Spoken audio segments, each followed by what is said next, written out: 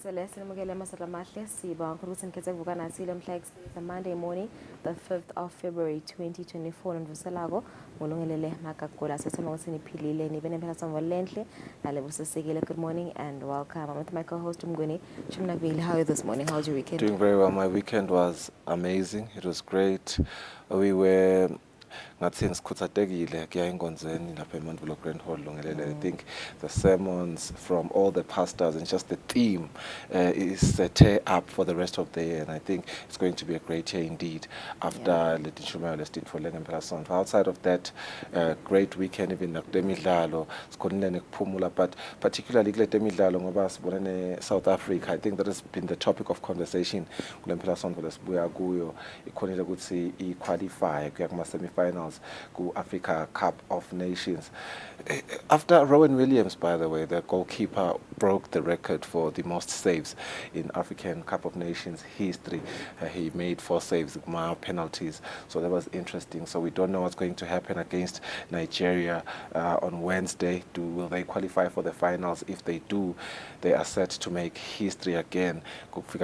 Finals. Will they win those finals? We don't know, but indeed we will be following all those games. But Nala Paikas Bonling and Bella Sondo would see my games are back on. Royal Leopard is still at the top of the log standings. Exceliniga Connect Shire, Imanzini Wandra School and Bella Sondo Buyaguyo Swallows also managed to get a win. A couple of other wins as well. An interesting game, as she said, Nigun Singizini Hotspurs. We do want to talk about all those games with Fabrice Simpson later on the show. But before we get to that, the English Premier League, the biggest game of the weekend. They call it the biggest game of the weekend. Arsenal versus Liverpool. Arsenal was just dominant after securing that 3-1 win against Liverpool. We'll talk about all those games later on the program. Akuyesaphenze sikhulumisane na Superintendent Phindile Vilakati sibuya nje ke impela somvo sifuna ukuva ukuthi ngabe ihambe kanjani ngitiphi igameko letibikiwe, and of course sibona letinye izinto letichutshwa ngamaphoyisa ikakhulukazi ema breakthroughs kuma cases laba so labalandzelela ngamaphoyisa. Sifuna ukuva ukuthi ngabe vele lapho kuhamba kanjani, sibona nje ihlangothi le murder namanye ama cases bewasola bawa investigate, and of course kuva ukuthi ngabe amaphoyisa yalabuke i-traffic amise kanjani kulamalanga njengoba nje kunesibhithibithi sekuvula isikole abamfana besikole sebabuyele esikolweni mena kanjani kona siqiniseko ukuthi sive samaswati siphephile emgwaqweni. Chuphi joining us at 6 kulomhla ekseni kongamanje asibuke na Thamba embili kumaphepha nzabo.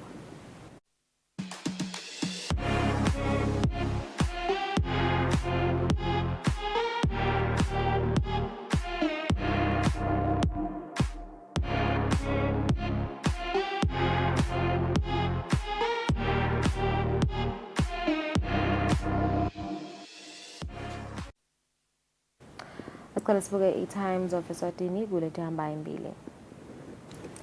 ACC and government officials accused of sitting on alleged fraud case. That is the leading story. More on page 2. The Minister of Agriculture employee has been accused of defrauding mushroom farmers as well as government. He allegedly issued fake receipts without government stamp, and matter was reported 4 years ago. Kulenyele hamba embili, Meliga Jericho church members have been warned. And the 700,000 SAIDs have been blocked and Emaswati are affected. Mpilo medical drug case, government cries unfairness and wants judge recusal. From bus conductor to millionaire. More on page 3. Good Temidlalok Times of Eswatini this morning. It is a league of twists and turns, MTN Premier League Leo, following some really interesting results. Kulempela Sonto lesibuya kuyo enhlangano makudlala Young Buffaloes ne Rangers ikhoneke kuwina 1-0 after a goalkeeping blunder by Rangers Mduduzi Onyango Mngomedulu, who handed Young Buffaloes a well-deserved revenge. On another story, Super Phantoms Wesleyans for Nsingizini, Manzini Wanderers staunch supporters Dumongwenya has walked out of the team. Bruce hails Williams in Abidjan. Bafana coach Hugo Bruce has hailed man of the match Ronwen Williams after his 4 penalty saves against Cape Verde, but also admitted it was his side's worst game of the tournament. Right, moving on to the Eswatini Observer. Kuleti hamba embili near stampede at Jericho ceremony. Thousands of Jericho church members under Bishop Kanyagwezwe Vilagati gathered at Manganganeni Dam for their annual cleansing ceremony yesterday morning.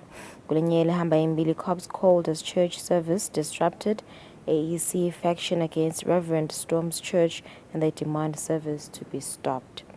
Kulenyele Hambayimbili 4 injured in Madonsa gang attack and the Deputy Prime Minister calls for women to pay maintenance. Utemidlalo ku Eswatini Observer this Monday morning in Singizini give President perfect birthday present. Enhlangano ke Hotspurs President Derek Shiba got a perfect birthday present as he witnessed his team claim a well-earned 1-0 victory over Manzini Seabirds Itolo. Another story, Buffs hold out against Rangers. Hanzi ke ku sekugcina basi niketa ema-log standings ayo EMTN Premier League. Leto lethamba imbili ngo 6 minutes after 6 thatha Khefu Spin etindzaba taSwati.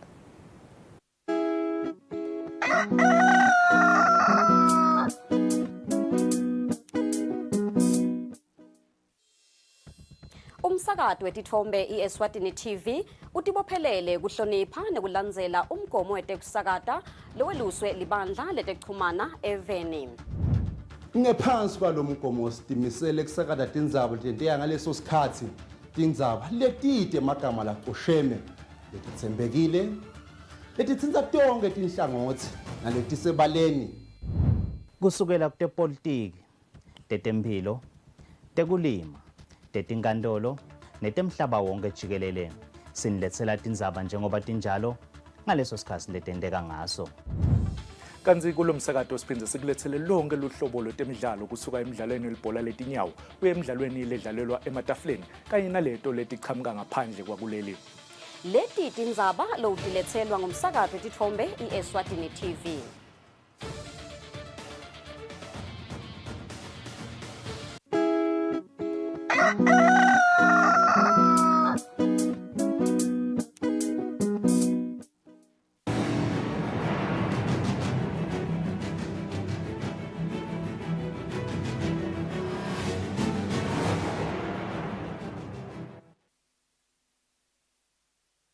Siphinze sinamukele tindzabeni sithabele nathi tindzaba tesiswati.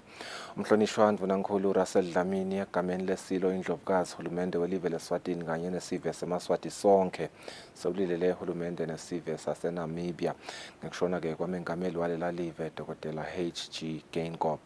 Dlamini uthi emaswati yadzabuke kakhulu futhi ke atawuma nesive saseNamibia kuleli hora lelimatima kangaka. Umhlonishwa Ndvunankhulu uthi uyethemba ukuthi uNkulunkulu utawuthuthuta abantu baseNamibia kunasi isikhathi sekulahlekelwa. Mengameli Geingob ushone ngelisonto ekuseni esibhedlela eWindhoek kulandzela ukuthi bekanesifo samdlavuza. Ushone sakaneminyaka lengu-82.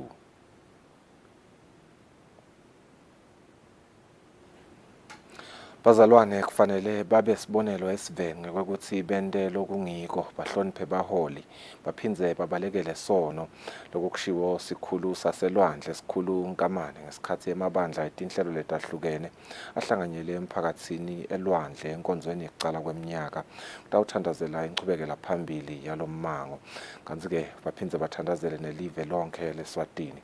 Sikhulu Nkamane siphindze sayala ngebubi bekubulalana ngekuhlukubetana ngetebulili sekubonakala kwanzile eveni. Umholi iBhayibheli bazana wazi waqansukela umholi usuka sakuqala ekusile. Akukamele umholi ahlala anyukubele.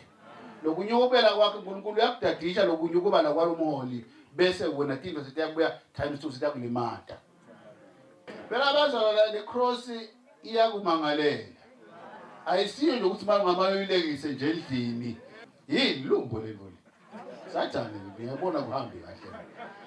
Uze wahamba uyoganga ulengisele replica ya Jesu lapho ulengisa unebathi rosary. Kubi bazana kugangathana. Nanicabene masuphamisa sonke mavi. Noma bona ngana nehlisa livi.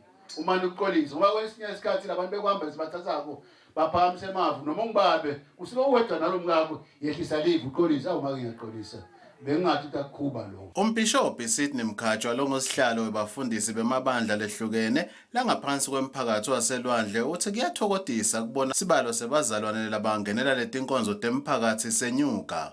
Nakulabo bazalwane nje kubonakala ukuthi basahuzithula tinyawo emuva lokuthi abede emphakathi nakubitwe tinkonzo kuhlonipha bukhosi bakho kungiyona yinto lekhomba kukholo. Sibuka lo dlame lolikhona even lokuthi uma nangabe sihlangana la emphakathi sitothandaza sitokhuleka sibonisane lapha nalapha ngekwembhalo weBhayibheli lemakhaya naletinhlalo tiyashintsha.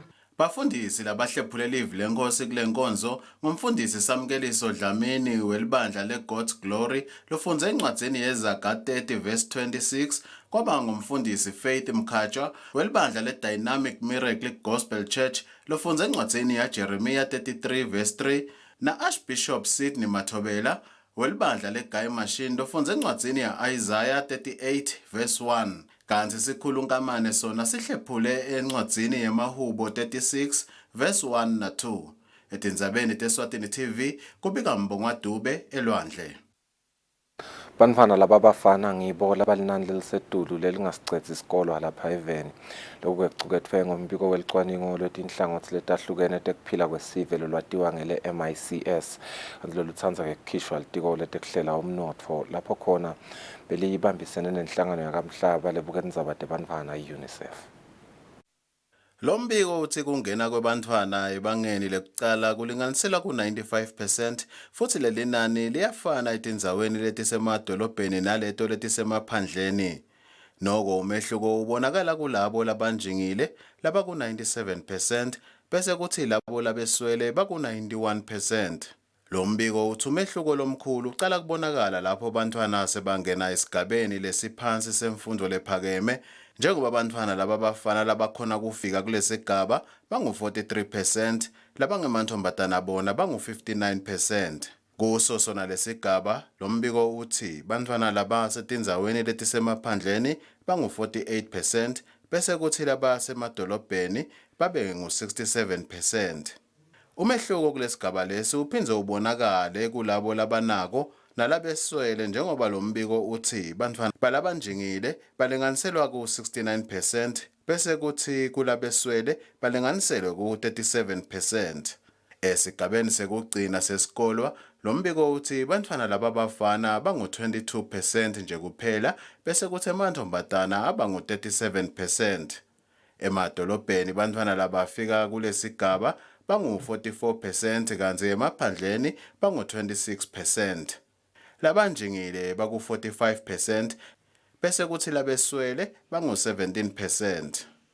Mabhalane lomkhulu etiko letemfundo ubheka igama nasikhulumisana naye ngelucingo uthi kukhona lokwentiwa litiko kulungisa lesimo. Gama uthi lenye yetimbangela taloku kuthi batali labanyenti bayehluleka kubhadalela abantu ababo nasebafike esigabeni semfundo lephakeme kanti uhulumende usuke yasabafundisile bantwana esigabeni lesiphansi ngelihlelo lwemfundo yamahala lolwatiwa ngele Free Primary Education. Etindzabeni teSwatini TV ngumbongwa Dube eMbabane. Mengameli welibandla leMelika Jericho Church in Zion khanya kwezwe vilakati ukhutsate tindimbane netindimbane temalunga lelibandla lawo-ke bekangenele inkonzo yekucala umnyaka yalelibandla kutsi kusasuka umnyaka ababeke lithemba labo kusimakadze hayi kuletinye tintfo kute konke-ke labakufisile kutawufezeka. Vilakati utsi uma emakholwa angabeka emehlo awo kusimakadze yena yedva umnyaka wa 2024 ungaba ngilomuhle eMaswatini. Kuyaye kuthi njalo nakusuka umnyaka emalungu elibandla leMelika Jericho Church in Zion ayethe Stephen manganganeni lapho khona basuke batothandaza khona. Lo mthandazo ke usuka aqale ngayitolo lokusuke kungumgcibelo kube uyisonto lapho khona bese baqhubekela khona kule Stiba. Umbishop walelibandla khanya kweze vilakati ucela bazalwane ukuthi lithemba labo balibeke kuNkulunkulu. Sibonke abantu abasinoma umuntu angathola umsebenzi ambuke Jesu Kristu lebe ngibashela khona lapha ukuthi uNkulunkulu ukhona ayitolo bekavela khona. Alpha Omega lengatshela kona nje majele ukuthi abahlale bathi ukuthi noma kholo ufuna umsebenzi akawuthole ukhona Jesu Kristu uTamsita setha isikhathi sakhe lokukhulu nje ukuthi abahlale eNkulunkulu bangasukuwe njengoba lebo John asho Jesu ku John 15 suka lebo verse 4 asho Jesu Kristu athi hlalani kimi nami ngiyohlala kini. Mabuke eminyakeni 10 sokubone namhlanje besinebakithi betayoni la labo bethe kulo lebumbano vele nje siyibone kakhulu ngiyangibone lelibumbano ngisho sileka league sihlangana nalaba conference ne-council uyabona nje awu kukholo kuyapromote kuyasijabulisa.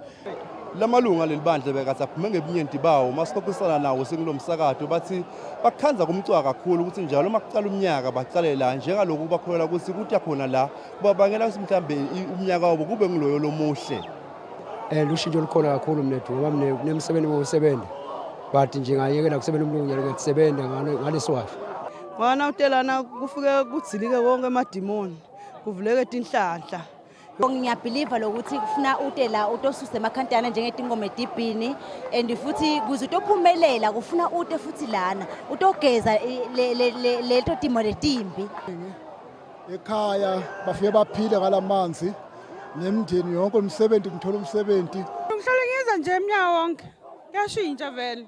Nasemsebenzini kuyavuleka emathuba bengathi ngawuthola umsebenzi nyalo kodwa ngiyasebenza.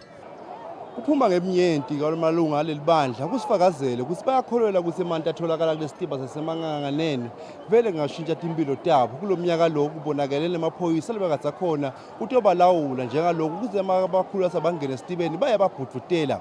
Wethu chimpa ndaba sepolokwane ipasa kuniyafa not mikis impilo yamayiso television uthi ngizabeni kubika fortune dlangamandla unathemba shabangu sisemanganganeni. Khansela welwadi lelishumi nakunye eMbabane Themba Malaza uthi indzawo yakumsunduza isalele emuva kakhulu kutentutfuko ngenxa yokungatholi indlela yokuxhumana emkhatsini welkhansela nesive lesihlala kuleya ndzawo. Khansela wendzawo yakamsunduza Themba Malaza uthi kuze kungene intutfuko kuleya ndzawo masipala kumele asebenzisane nelikomiti lelisha lelikhethiwe. Vele isikhathi eside abesebenta yedwa masipala ngaphandle kwelibandla. So nyalo ukuthi amsita naye kuze akhone ukungena emsunduza asebenzisane nesive. Konke ukuthi ahamba ngendlela le sive besifuna ngayo. Masipala uhandove kuleli committee. Konke lataku lokungumthetho lokuqhamuka kumasipala lokusho ukuthi masipala angalibambisa kanjani le committee. Kuthi awuqhamuka ngekhathi bese ke le sive le committee liyathatha limixa esiveni. Le sive ke sona sinabo sebenzisana naleli committee. Lokhulumela takhamuti takuleya ndzawo nenetvuba uvete ukuthi kuyinfokoto kukhethwa kwaleli komiti lelitawuba ngumxhumanisi wabo batakhamuti nelikhansela kanye namasipala. Masipala bekakhala ukuthi libandla vele kulendzawo sekude manje ke nyalo lokuselikhethiwe siyethemba sinentuthu ekutaba khona. Nozipho Maseko longulomunye wetakhamuti uthi bekulikhuni ukuxhumana nelikhansela ngetindzaba letendekako emsunduza kanti uyethemba leli komiti litawusebenta ngekutikhandla kuletha intuthuko kuleya ndzawo. Sitakhamiti siyakhala sive ukuthi Nkosi yami nami manje ngitholela ibala naloyo ngicanga ukuthi sekutohamba ngelayini ngalokuthi bese kukhona lebe baganga lebe baniketa sive ngatindlela tsite tindzawo kungakafanele. Kanti lotfola sikhundla sekuba ngosihlalo waleli komiti kube ngusandile Ndandwe lotfola emavoti lango 103. Lobika kwetindzabeni te-Eswatini TV ngusini Swazwane anambongwa Dube eMbabane. Ansike kulokunye bosomabhizinisi labasakhula lebebakatse bathengisa kulomthandazo welibandla leMelika Jericho Church in Zion bathi ibhizinisi bengileyo lehambe kahle kakhulu makucathaniswa naseminyakeni lophelile lapho khona bathi bekude ibhizinisi kahle. Bosomabhizinisi labancane lebekade bathengisa khona lapha emanganganeni bathi ibhizinisi ihambe kahle kakhulu mabacathaniswa naseminyakeni lophelile. Mangicathanisa nje na last year hayi lo nyaka hayi kungenhle. Ibhizinisi yethu cha ihamba kahle impepho konke nemahewu nema-ice cha kuhamba kahle. Vele kulomnyaka ophelele hawo sishaya phansi kwasukushunqa uthuli. Bathi lamuhla hayi idlathe washe lamadlebe. Cha ibhizinisi ihamba kahle ngoba nathi inkosi yami seswele inkosi yami bazalwane bantu abenkosi basupporta ama-drinks vele bawafuna sebaphuma esiwashweni sebadziniwe angithi phela siyadila nasiyale manje la sebabuya bathenga vele ama-drinks acishe la ma-drinks vele ahambe kakhulu. Labo somabhizinisi basileta imali le batithola lathi tabasita kakhulu ekubhadaleni nathi imali tesikolwa etindzabeni kubika Fortune Dlangamandla mina Themba Shabangu semanganganene. Sivele singemakhulu lasithupha nemashumi lasihlanu nesithupha 656 sendzawo yasemnyukane ngephansi kwenkundla yasenkhaba ngemgcibelo sitholela usito lwekwelwashwa letifo letinyeni letifaka ekhatsi bomdlavuza bodokotela lebebahamba le-Taiwan Medical Mission belihlangothi lwe-Cancer Project. Kanti-ke lobuketa inhlelo ye-Taiwan Medical Mission Cancer Project Ingrid Wang uthi nangabe kunekugula labangakhoni kahle kwelapha bayaye bacele labo labagulako ukuthi bavele esibhedlela sahulumende lesisembabane. Inhlelo ku-Taiwan Medical Mission uhlangosi lelibuketa indzaba tamdlavuza i-Cancer Unit Ingrid Wang uthi sive sihlola umdlavuza wemlomo wesibeletho, umdlavuza wemabele kanye nomdlavuza lovama kuhlasela abobaba i-prostate cancer. Doctor here we provide the health education and also cancer screening. Uthi sifundiswe kabanti ngomdlavuza ngenhloso ekhulisa lwati emaswatini ngabo bomdlavuza. Uthi bantu labanyenti balashwe letifo letingathathelwana lokufaka ekhatsi boshukela kubala kuletinye. Lilunga lephalamende lenkundla yasenkaba Hope Ship ubongele lusito lwetempilo lolivela ku-Taiwan Medical Mission Cancer Project. We really appreciate the Taiwan Embassy for coming to help our people with medical checkups and treatment free of charge. Sivele sifolo lesito lwetempilo sithi sijabule kakhulu. Ngathi ngiyaqala nje lo mnyaka lo kuyefika la kithi. Ngijabule kakhulu ngathi nganyelanga kungaphindze kwento enjani kubuyi. Ngicabanga ukuthi lesikhathi samanje kwamahala kulivela kancane. Siyabonga. Naloko ukuthi nje lesinye isikhathi uyagula ukhanda ukuthi le mali awunayo ngoba simo sempilo asikahle. Jabulile kakhulu kubona lisito letempilo lichamuka ngephesheya kwetilwandle. Lelibandla le-Taiwan Technical Mission elichubekako nekunika lusito lwetempilo emaswatini kungenxa yebudlelwane lobuhle emkhathisini kwelakuleli kanye nelive lase-Taiwan lobedlula iminyaka lengama-50. Lelihlangosi lwetempilo lase-Taiwan selibe kuleli lokungenani iminyaka lengetulu kwe-15 etindzabeni kubika Fortune Dlangamandla mina Themba Shabangu sisemnyukane. Uma tinkampani tingasekela ngalokuphelele emakhono ekuhlabela kuleli emaswati angakhona kuthuthukisa impilo tawo kukhule nemnotho welive.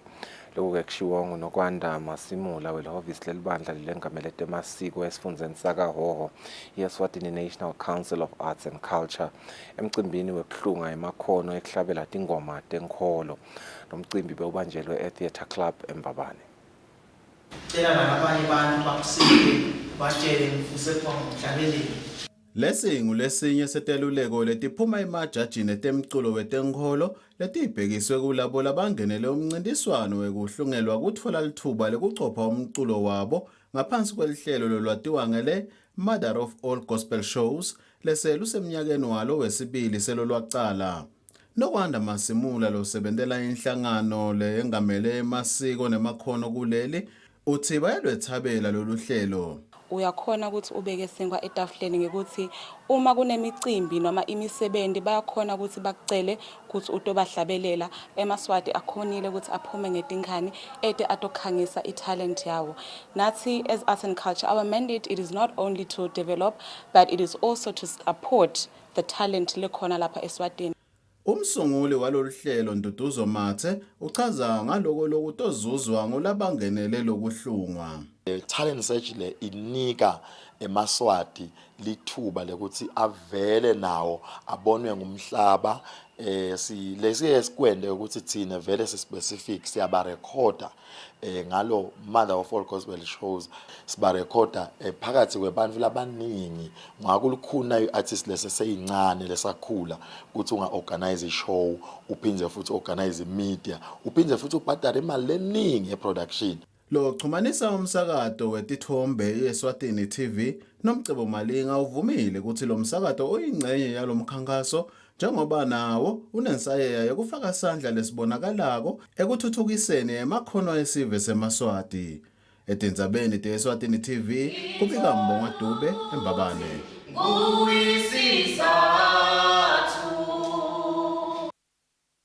Inhlangano lengakhi inzuzo lethandza kusungulwa lebitwa ngekwekuthi yilisakhanya likusasa idibanise insha yaseGilgal lapho khona kukhulunyiswe tindzaba letifaka ekhatsi kuhlukumetana ngetebulili kanye nekufundzela emakhono. Lenhlangano isebenzisana naletinye letifaka ekhatsi likolishi, i-Vogue Team kanye nemaphoyisa embube. Umqondisi wenhlangano lengakhi inzuzo Njabuliso Shongwe uthi lenhlangano noma kusenguleyo lethandza kusungulwa kepha itimisele kusita insha ngetindzaba tekufundzela emakhono netekuhlukumeteka ngetebulili eveni. Kuletindzaba tabo gender based violence ukuthi bangakugwema kanjani bangayigwema kanjani lendzaba yokuhlukubetana emakhaya nekokuthi sihlolisane ukuthi lendzaba ye gender based violence imatana kakhulu nendzaba ye mental health. So ngilokunye lesite kutawukusho lana ukuthi abati ukuthi kunakekeleka kwengqondo kumqoka. Senanelo Shongwe wakulenhlangano ukubeke ebaleni ukuthi kude longakwadi kwenta lutho ikakhulu mawusemusha. Bantfu labasha abakhuthalele kusebentisa tandla tabo. Kungabi nje ukuthi sifundzela kuya emsebentini kuphela. Lomunye uwensha uthi kuba khona kwalenhlangano kupasite kakhulu bayinsha yaseGilgal ngoba abafunzi kuphela kepha babuye batfolela ithuba lekudlala imidlalo leyakha ingqondo. Lengufundzile la enkundleni yaseGilgal na sponsor sethu lisakhanya likusasa. Basifundzisa ngekugwema buqala nebungoti. Siyiyuti la ukhuluma ehlangothini leyuti siyiyuti siyalahlekelwa kakhulu ngilaba labangangathi bonzanga yethu ngendzaba yetidzakamiva ngendzaba yekubulalana nekutibulala. Lenhlangano inesifiso sekusita yonke insha lekhona eveni. Lobika kwetindzabeni teSwatini TV nguSindiswa Zwane Anathemba Shabangu eGilgal. Njengoba emaphoyisa embube nesive alwa nebucala ngetindlela letifaka ekhatsi kubopha labo lasebagangile aphindze afundzise sive ngetindlela tekubuvukela emaphoyisa emmango kumsunduza eMbabane asukumise umkhankaso wekuhlobisa tindzawo letakha ematfundi kakhulu ke nasekuhlwile ngoba tingagcina tisenjatiswa tinswela boya kubhacela bantfu kute tibagebenge. Le project sihlukanise kabili. Kwecala ifaka ekhatsi kuvikela nekulwa nebucala ngani ngalamahlasi la khona nje banibona sila enkambe emaphoyisa sikhanze ukuthi lamahlasi la noma kweyama lo furnace lamahlasi sekamnyama ngawo basangazabe ingodi emaphoyiseni ethu nangasawungena ama-shift ebusuku akhanze ukuthi sekalalelwa abavuka la ndleleni so sikhanze kumcwasa sisukume siheshe senzele sila kuhla khona amaphoyisa ethu kuphephe ngaloba phela nawo bagazete impilo tethu.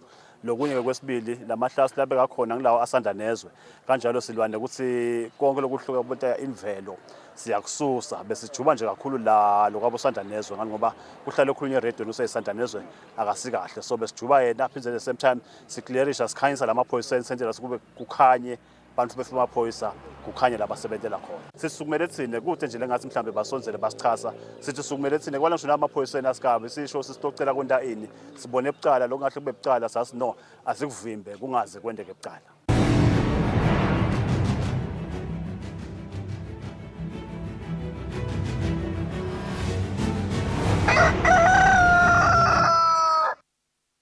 Kutemidlalo licembu leNsingizini Hotspurs linqobe umdlalo walo nemanzini Seabirds ngeligoli linye eCanzeni.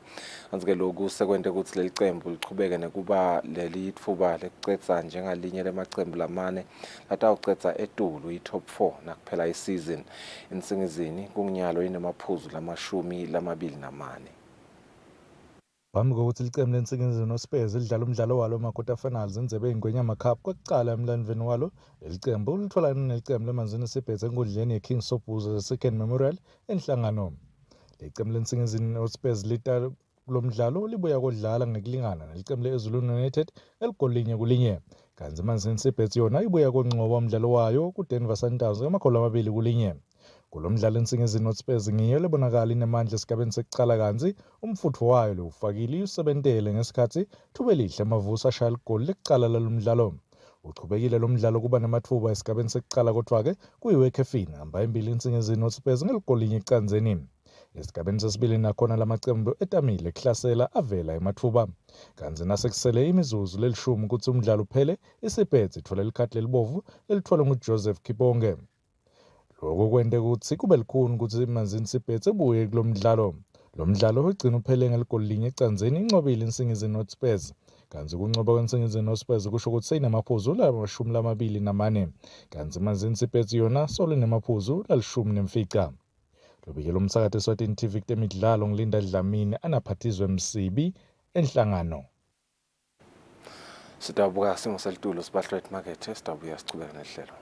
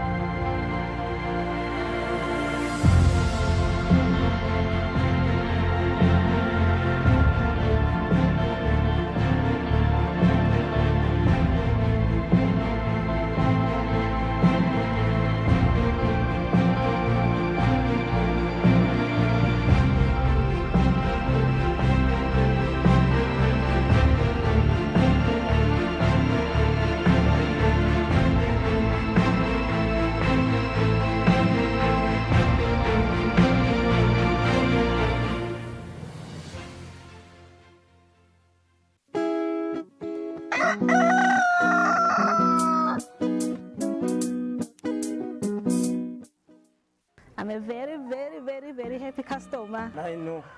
Ngicela ukubhadala le mali yakho ujabulisa kakhulu shami. Imali yebhizinisi ayidliwa wayidla ujabulala phansi. Hayi ngimsebenzi yethu lesindako la ekhaya njengoba niyibona linihle kangaka. Ngiyagolosha which is crocheting. Ngiyakhicita ke noko kakhulu emsebenzini wetikhumba. Ngenda kodaba emaqiqi nokugaba ensanyeni. Ngilungisa emagedlela.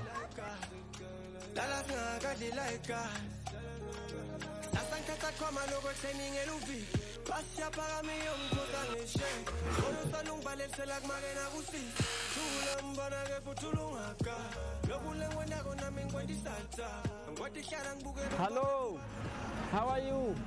We are selling peanuts at 5. Thank you so much. Umdala kubusi.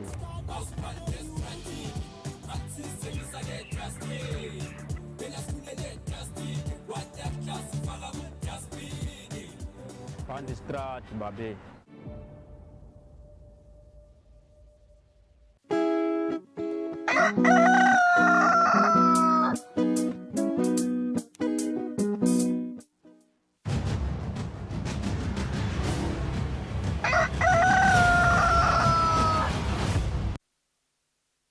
Welcome back sakuvuselana losanza kusivulela ngomsombuluko tisihlanu enyangeni yendlovana sengivele nginaye lapha umxhumanisi wamaphoyisa nesive superintendent Phindile vela kade sibakhulu kade nje lokho lebe kwendeka kule mphela lesisuka kiyo kakhulu kade igameko letibikiwe emaphoyiseni kanye nama breakthroughs lendiwe ngiyo emaphoyisa kulandela ukuthi kube nema investigations thide emacaleni lahlukahlukene sivusele phiko saba sibe naso namhla ekseni ngomsombuluko siyathi ukuthi vele tiba khona mhlambe leto tigameko nama incidents labikwa kwemaphoyiseni venblonke ukuthi kulembela somvo kwendeke naku kubelewe abantu labangakhi ingabe nje kusingetha sithomese ukuthi ihambe kanjani na impela somvo.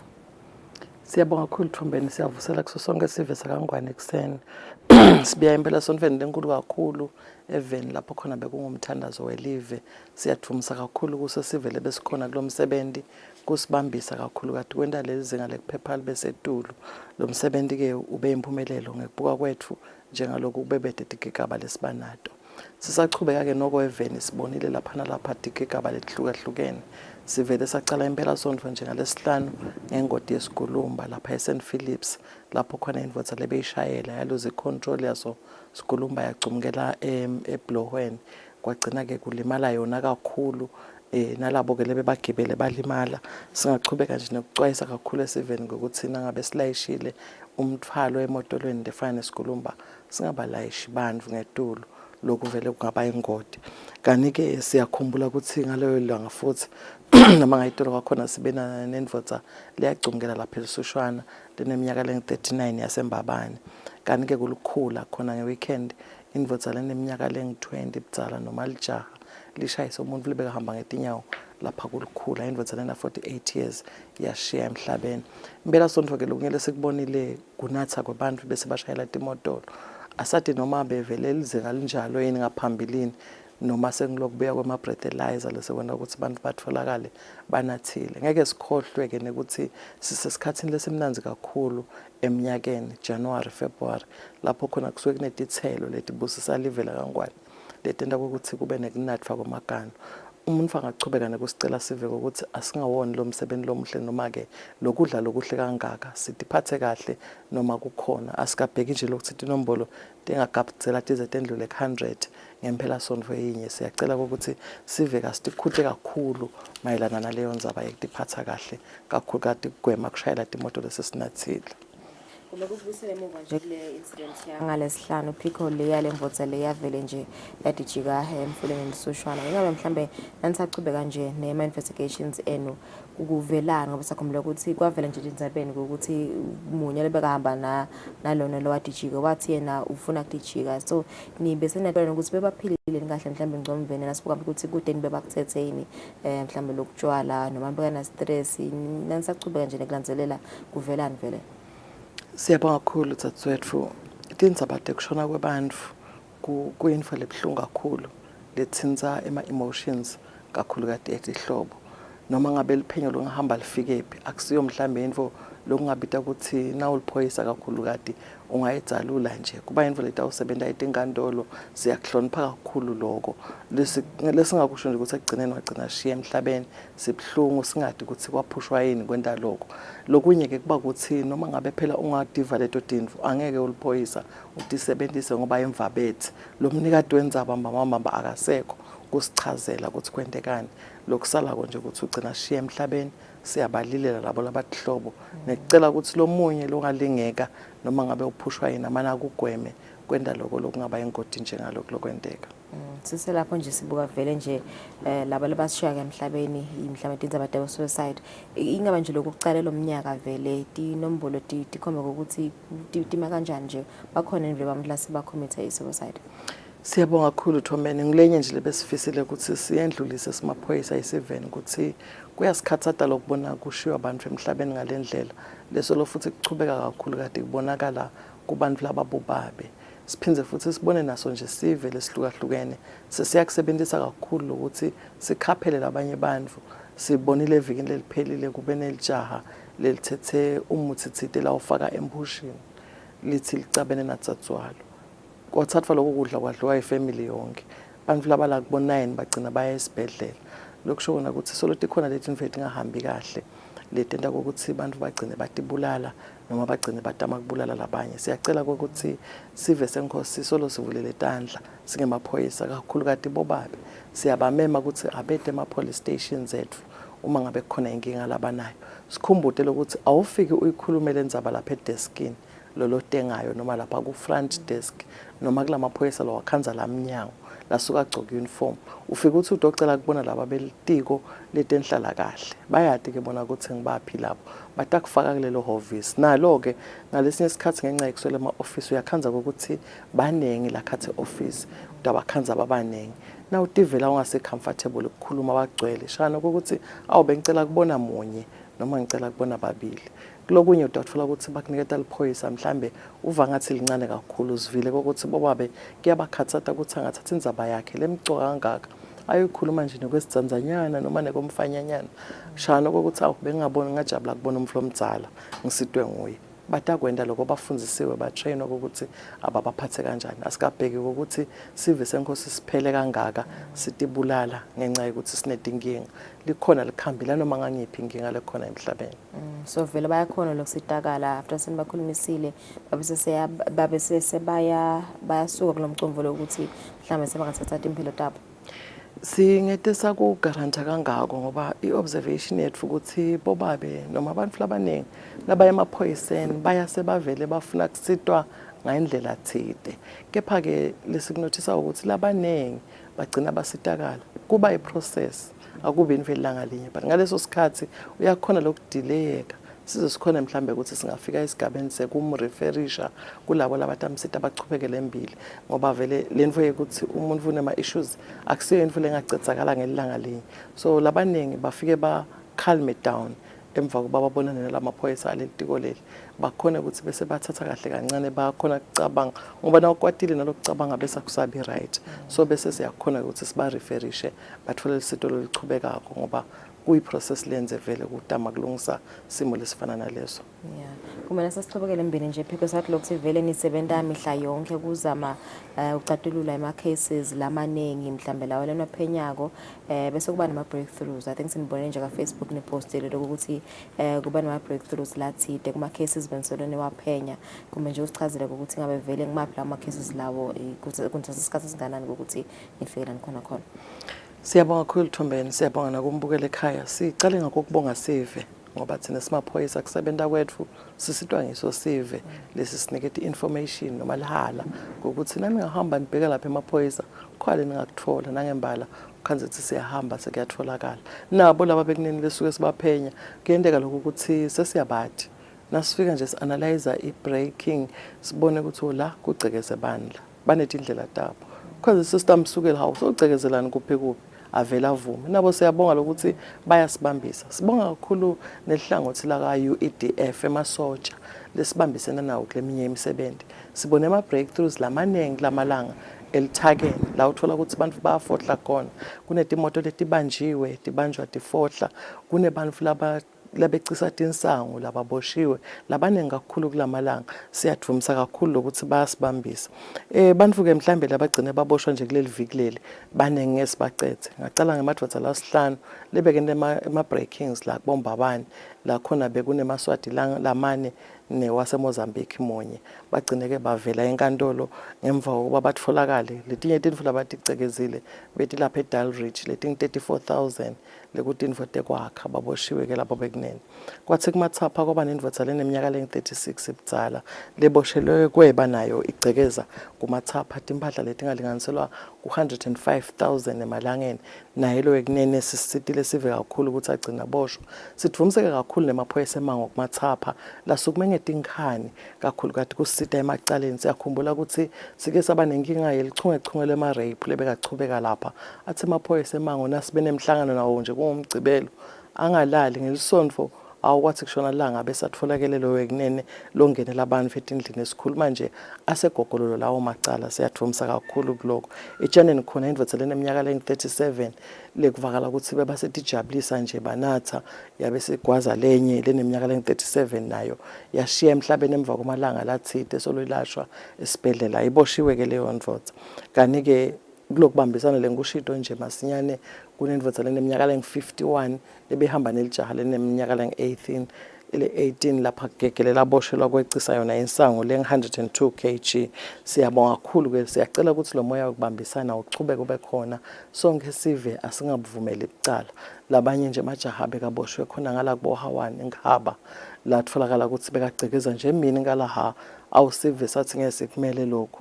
Ngenhlanhla lembi ke babese bababeka tandla sikhuluma nje basesibhedlela baselashwa emva kwekugcekeza wona emakhaya. Siyathemba ukuthi batawululama babiye batawubhekana nato tindzaba tabo.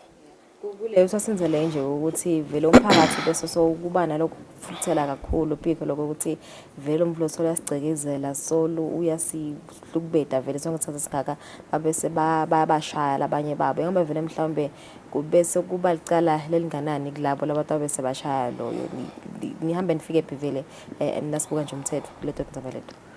Thombeni licala nje limali licala kuba kuthi wece umthetho thidi even akujikiswa ke ukuthi sizathu bekuyini lokho ke sewuyakusebenzisa enkantolo wena so uchaza ukuthi ngize ngenda lokho ngibangelwe ngilokho mhlambe sekungenda ukuthi kumbe isigwebo sakho sale sehlahehla kunaleso lebe singaba singiso kepha vele nje kude la kuvuma khona emthethweni ukuthi ngoba lokho ngilezi siyayisithi kuthatha umthetho siubeke etandleni siyacela ukuthi sive nangabe kwentekile samthola lo muntu singabe simthola aganga singabe simsola ukuthi ugangile asimbambe nje kahle simnikete emaphoyisa atawuphenya ke lokunye ke lesesidibane nako ukuthi asiyamati vele lo mfana lona nguye lohlala ebatinkuku nale nebuwe nguye sisho ngani kuthebiwe nguye ngilosivela uhlala Deba uyakubona ukhanze silicala seliyalimala ke ngaleyo ndlela ngoba kude lokubufakazi lokumhlanganisako nalomuntu kulesinye isikhathi uthola ukuthi lo muntu waboshwa wahamba waye emaphoyiseni noma estoksini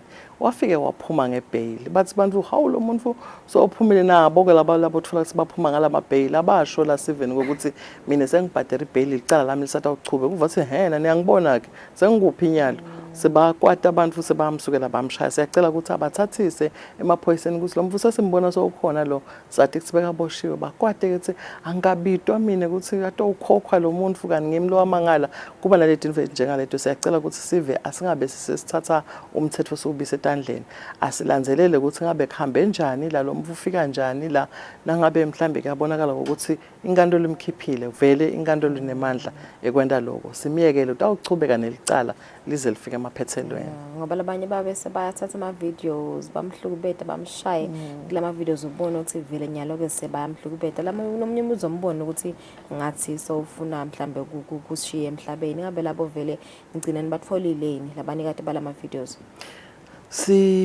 sukumisile liphenyo lolukhulu kuleti indzaba leto nalolu selithi ngabuciko lobungetulu siyakulandzelela vele ngoba sesinabo laba trainiwe nekuphenya leti info ukuthi ivideo ihambile yahamba kubani nakubani yendiwa nini isahanjiswa yendekene endleleni siyagcizelela ukuthi akufanele vele sikwende lokho umthetho awusivumeli uma ngabe kukhona ivideo lehambiswa kule trend akho inebucala lobonakalako utawuhamba kuze kofika kuloyo wayisusa phansi kulolu phenyo lesiyayisilwende siyacela ukuthi sive asikugweme lokuthatha ama video athutonke into letendekako bese siphindze siyawahambisa siwagcalisa ngkhona umndzawo umthetho vele soyakhuluma siyabona sekunabo cyber crime siyabona kunabo data protection act kunemacala lamanengi lesakhona lavikela leti info leto khanjiswa ke information sinoma kanjani kufanele ukuthi ubune izathu ungilofanele ukwenda lokho ukwende ngendlela yakhona futhi lesemthethweni kubuta nje mhlambe phiko ukhulume ngenzaba ukuthi sive siyanibambisa kakhulu ukuthi sikhona ukuni mhlambe kunibekela ngebucala noma kebugebengu lobuchubekako emangweni but labanye bathanza kungadibwa phiko babe anonymous ngabe vele kuhamba kufike iphilo kugcina sekwenteka ukuthi mhlambe sethinga salata ufakaza enkantolo ngenxa yokuthi unisitilo nibambisile niyakhona nikumprotector loyo lotawufisa kunibambisa ezimaphoyisa siyabonga suthu umuntu uyavikeleka sinawo umthetho uyavuma ukuthi angaprotecteka noko kukhona leti gaba la uthola ukuthi sekubita khona atoba ngifakazi nakhona siyayenda le process lefanele ukuthi elulekeke lo muntu achazeleke lokuthi kumcwa kanjani lokufakaza kwakhe achazeleke ukuthi lelicala ngalimala kangakanani nangabe yena angafakazi so leyo process sihamba kuyo simncenge kahle simnikete yonke le protection layidingako kuze kuthi akhona kumela lobo bufakazi enkantolo kuyasita kulesinye isikhathi ukhanza ukuthi angeke budingeke lobo bufakazi so siyacela ukuthi abantu bangasabi kuvele emaphoyiseni basinikete information stobukusana singafike ekutheni sekangaya enkantolo singamchazela ekucaleni ukuthi igaba lesingahamba kodwa kuleli tinginati nanati kulokunye utothola ukuthi angeke vele adingeke thafakazi uyawuchubeka afihlekile kulokunye singakhona kumsebenzisa but sidabe semnikete kahle lesikhathi nalesineke lasidingako ukuthi adviseke azakhona ukubumela lokho kufakaza enkantolo ngikome sisicela nje embili phiko sibuka nje umsebenzi nondawo emigwaqweni visibility yeni ngaphakathi nje nyalo lokuvela itikola setavulwa specifically sesibuyele emigwaqweni emakhumbi lalayisha abamfana etimoto letinye etilayisha abamfana solo tihla tenyuka vele nisebenta kanjani njengokuthi khandla ngemaphoyisa kwana isiqiniseko sokuthi sive siphephile yalihlola timoto ukuthi kuphephile nenda kanjani nje mhlawumbe kuzama nje kwenda isiqiniseko sokuthi baphephile emigwaqweni siyabonga kakhulu msakade sevele sisemigwaqweni kusukela nga6 ekseni kusuke sevele kwecala nje sicala ngekubuka lemigwaco ngabo 5 so sibuke ukuthi timoti ithini kuyahambeka indlela bese sesiyacala ke siya emaphoyintini siyobuka la kuphithitela khona la kuhlangana khona imigwaco kuma road blocks la sibona khona nje ukuthi inombolo leti basetulu tikolweni sibethutane sibuke ukuthi kuhambisana njani noma sive senkosi sihamba kanjani siya isibuke ke lokho ukuthi sive sibehave kanjani kulokunye sime nje sibabuke abantu benkosi ukuthi bayagcina lawo masayini emgwaqo njengabo stop sign nekuthi babaniketa abantu lithuba lekwewela labawela kuboma zebra crossing kulesinye isikhathi nasesibona ukuthi mhlambe seku too much sesibona ukuthi kudingeka assistance yethu singene ekhathi emgwaqweni lapho ke kuyaye bese kuyema konke sekusebenza thina noma ngabe bekune road block nasekuneliphoyisa ekhathi emgwaqweni sengilo lithatha over sende siqiniseko sekuthi iflow iba kahle sisakwenda konke lokho suke sibabuka nalama behavior sebashayeli sibuka nale compliance ukuthi ulayishe abantwana nje incwadi unato yini imoto yakhe iphilile yini sesigabeni lesikahle yini mhlambe kuseni letinye singete sathi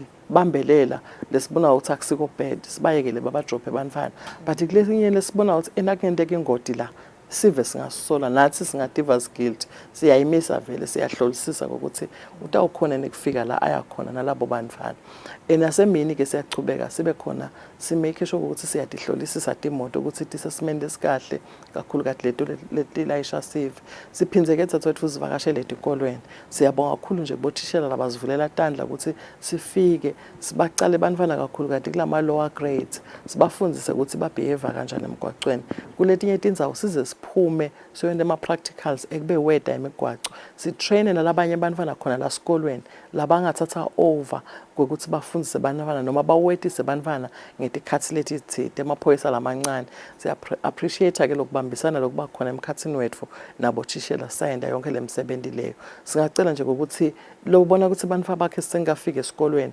angasithinta sitofika sibafundise ngoba kumcoka ukuthi sibafundise ukuthi babehave kanjani uyathi abantwana ukuthi kulesinye isikhathi ba race nemoto bathi ngayishiya mnele asuka gijima eceni kwayo le kube ngahle kwendeka ingodi ngalenye ilanga kulesinye isikhathi bayajikjele matshe bayadlala bona noma bathi leya lesaqhamuka ngawela masinyane embikwayo gijime ngembili so siyatifundisa tonke lethu 24 lethu nasifika esikoleni sinawo ama anti crime club lesiyayiswathatha so oriente ku some of these things lethintsana nabo bucala siyathumisa kulokubambisana lesikubonako emkhathini wethu nabo thishela kokugcina nje siselapho mhlambe ingodi imoto silocala nje lomnyaka phiko ingabe dime kanjani tona ingodi imoto yathi ke kule minyaka lona siyambonga kakhulu uNkulunkulu siyasibonga nesive bashayeli ngoba kuyekuvamisile vele ukuthi likhansi liviki lecala sesibingelela nje mhlambe ngefatal umntwana soshile emhlabeni noma solimele kakhulu kuze kube nginyalo sisede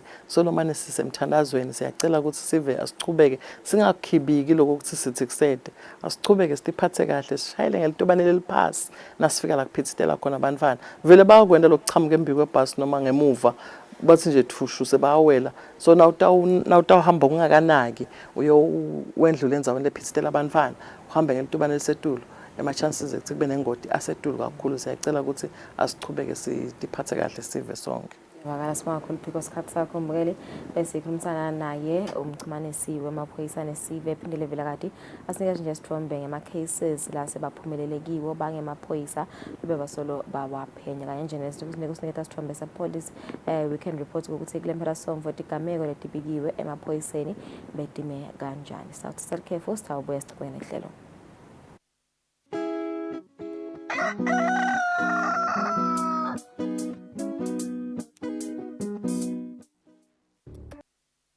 kude lesinye isikhathi ngaphandle kwalesi aba research bafunze being risky means ukuthi nalokuwa kwayo kulula nathi kufuna sente ukukhicita lokusemndeni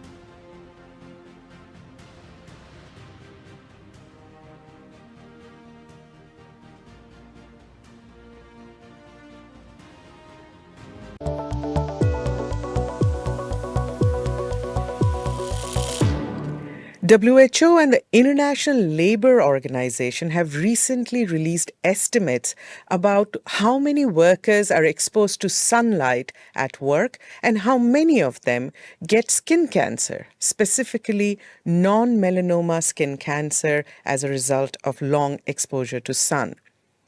How does sun cause skin cancer? Who is at risk? And how can you, your employer, and your government keep you safe? Here to talk about it is Dr. Frank Pega. Welcome, Frank. Frank, explain to us how intense exposure to sunlight can cause non-melanoma skin cancer. So outdoor workers regularly work under the intense sun, sometimes for really long periods of time. And sun comprises ultraviolet radiation. When this type of radiation hits skin cells, it can damage their DNA. And that can in turn lead to skin cancer, where these skin cells basically grow uncontrolled. There are two main types of skin cancer. Melanoma is the more deadly type. We looked at non-melanoma, which is the type that is less deadly but much, much more common and a big problem. Non-melanoma skin cancer commonly appears as either a red firm lump or a flat scaly patch that doesn't heal for several weeks. So outdoor workers are at a 60% increased risk compared to indoor workers from having a non-melanoma skin cancer. This kind of skin cancer is commonly seen on the face, on the ears, or on the head, but also the arms and the legs, where workers are most exposed to the sun. So for example, imagine a farmer who plants or harvests rice. That worker will be exposed intensively to the sun for a really long time, and the surface of the water that has the flooded fields that the worker is standing will be reflecting back, aggravating the exposure. So Frank, talk to us about how many people get non-melanoma skin cancer as a result of sun exposure at work. And does this depend on what kind of country we live in, whether we are in a low-income, middle-income, or high-income country? It's many more people who are working outdoors and who die as a result of non-melanoma skin cancer from this exposure than we could have possibly imagined before we did our estimates. About 1 in 4 workers globally is actually exposed to intense sunlight at work. That's a staggering 1.6 billion people globally.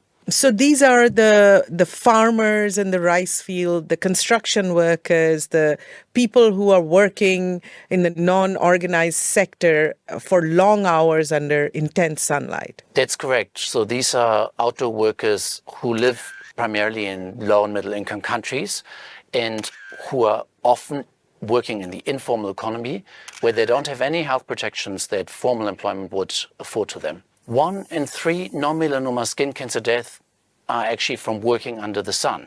So that's about 19,000 deaths globally each year. If you work outdoors, you're at a higher risk.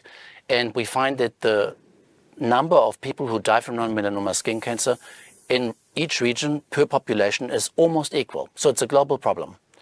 Additionally, it's a growing problem because the numbers have doubled in the last 20 years.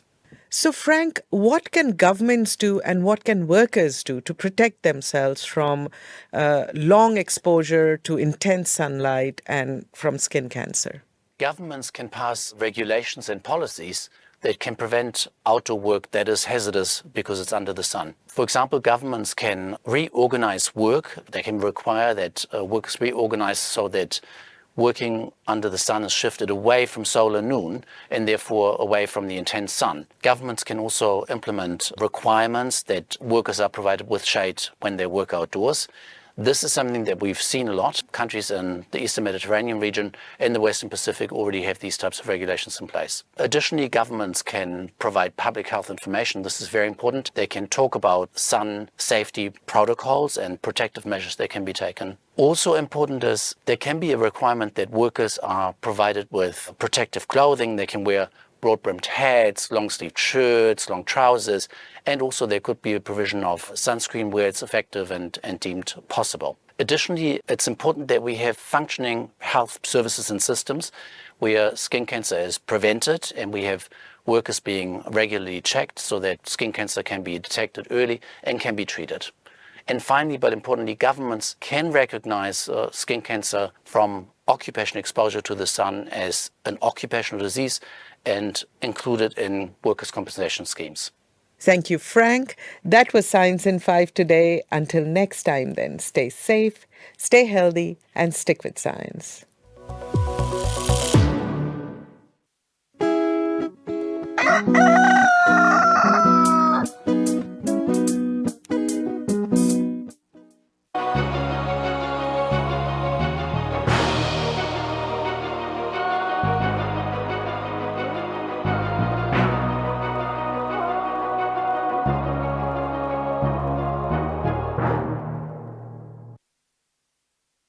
Welcome back. Thank you for staying with us. Let's take a look at our international news. Protesters in Dakar on Sunday decried Senegalese President Macky Sall for postponing the country's presidential vote, turning out en masse on the day that would have been the start of the campaign period. In the streets of the Senegalese capital, protesters spent most of Sunday afternoon on the run from the police. Supporters of various Senegalese opposition parties fled tear gas after turning out en masse to mark what would have been the start of the campaign period had President Macky Sall not scrapped the election. The president is violating the constitution in a very flagrant manner. Senegalese people are here to protest peacefully against injustice and were fired on with tear gas. Gendarmes were deployed in large numbers to prevent demonstrators from gathering at the official protest site. The demonstrators themselves set up barricades in response. These scenes went on for hours. Many said they were determined to fight on until an election is held. Macky Sall waits until the last moment to delay the election. We will force a vote through on February 25th. We will vote. Tieno Alassane Sall, an independent opposition candidate, also attended the protests. He said he would seek to legally challenge Macky Sall's decision to delay the presidential election. What's happening is a revision that aims to prolong the term of the president, contrary to the framework of the Constitution. Today, we cannot accept that the Constitution, which gives the president his powers, is violated. It's been a day of high political tension, and we get the sense that this will only continue, that the fire will continue to burn until the President Macky Sall sets a date for this election and until some kind of real political settlement is reached. The United States on Friday launched airstrikes in Iraq and Syria against Iran's Islamic Revolutionary Guards, Corps, Quds Force, and affiliated militia groups in retaliation for the deaths of 3 American soldiers from a drone attack Sunday on a bus base in Jordan. Using aircrafts including long-range bombers like this one, U.S. military forces struck 3 locations in Iraq and 4 in Syria on Friday. The retaliatory strikes were ordered by President Joe Biden. A total of 85 targets linked to Iran's Islamic Revolutionary Guards Corps Quds Force and affiliated militia groups were hit. These strikes will not be the last, said Lieutenant General Douglas Sims, Director for Operations of the Joint Staff, in a phone briefing Friday. Right now, all of our aircraft are out of harm's way. I'm not going to provide any particulars as it relates to timing on future strikes. Targets include command and control operation centers, intelligence centers, rockets and missiles, drone storage, and logistics and munition supply chain facilities of militia groups and their IRGC sponsors. Less than 3 hours before the strike, Biden and First Lady Jill Biden attended the dignified transfer of 3 U.S. Army reservists. They were killed Sunday in a drone attack on a U.S. base in Jordan that the U.S. attributes to the Islamic resistance in Iraq, an umbrella group backed by Iran.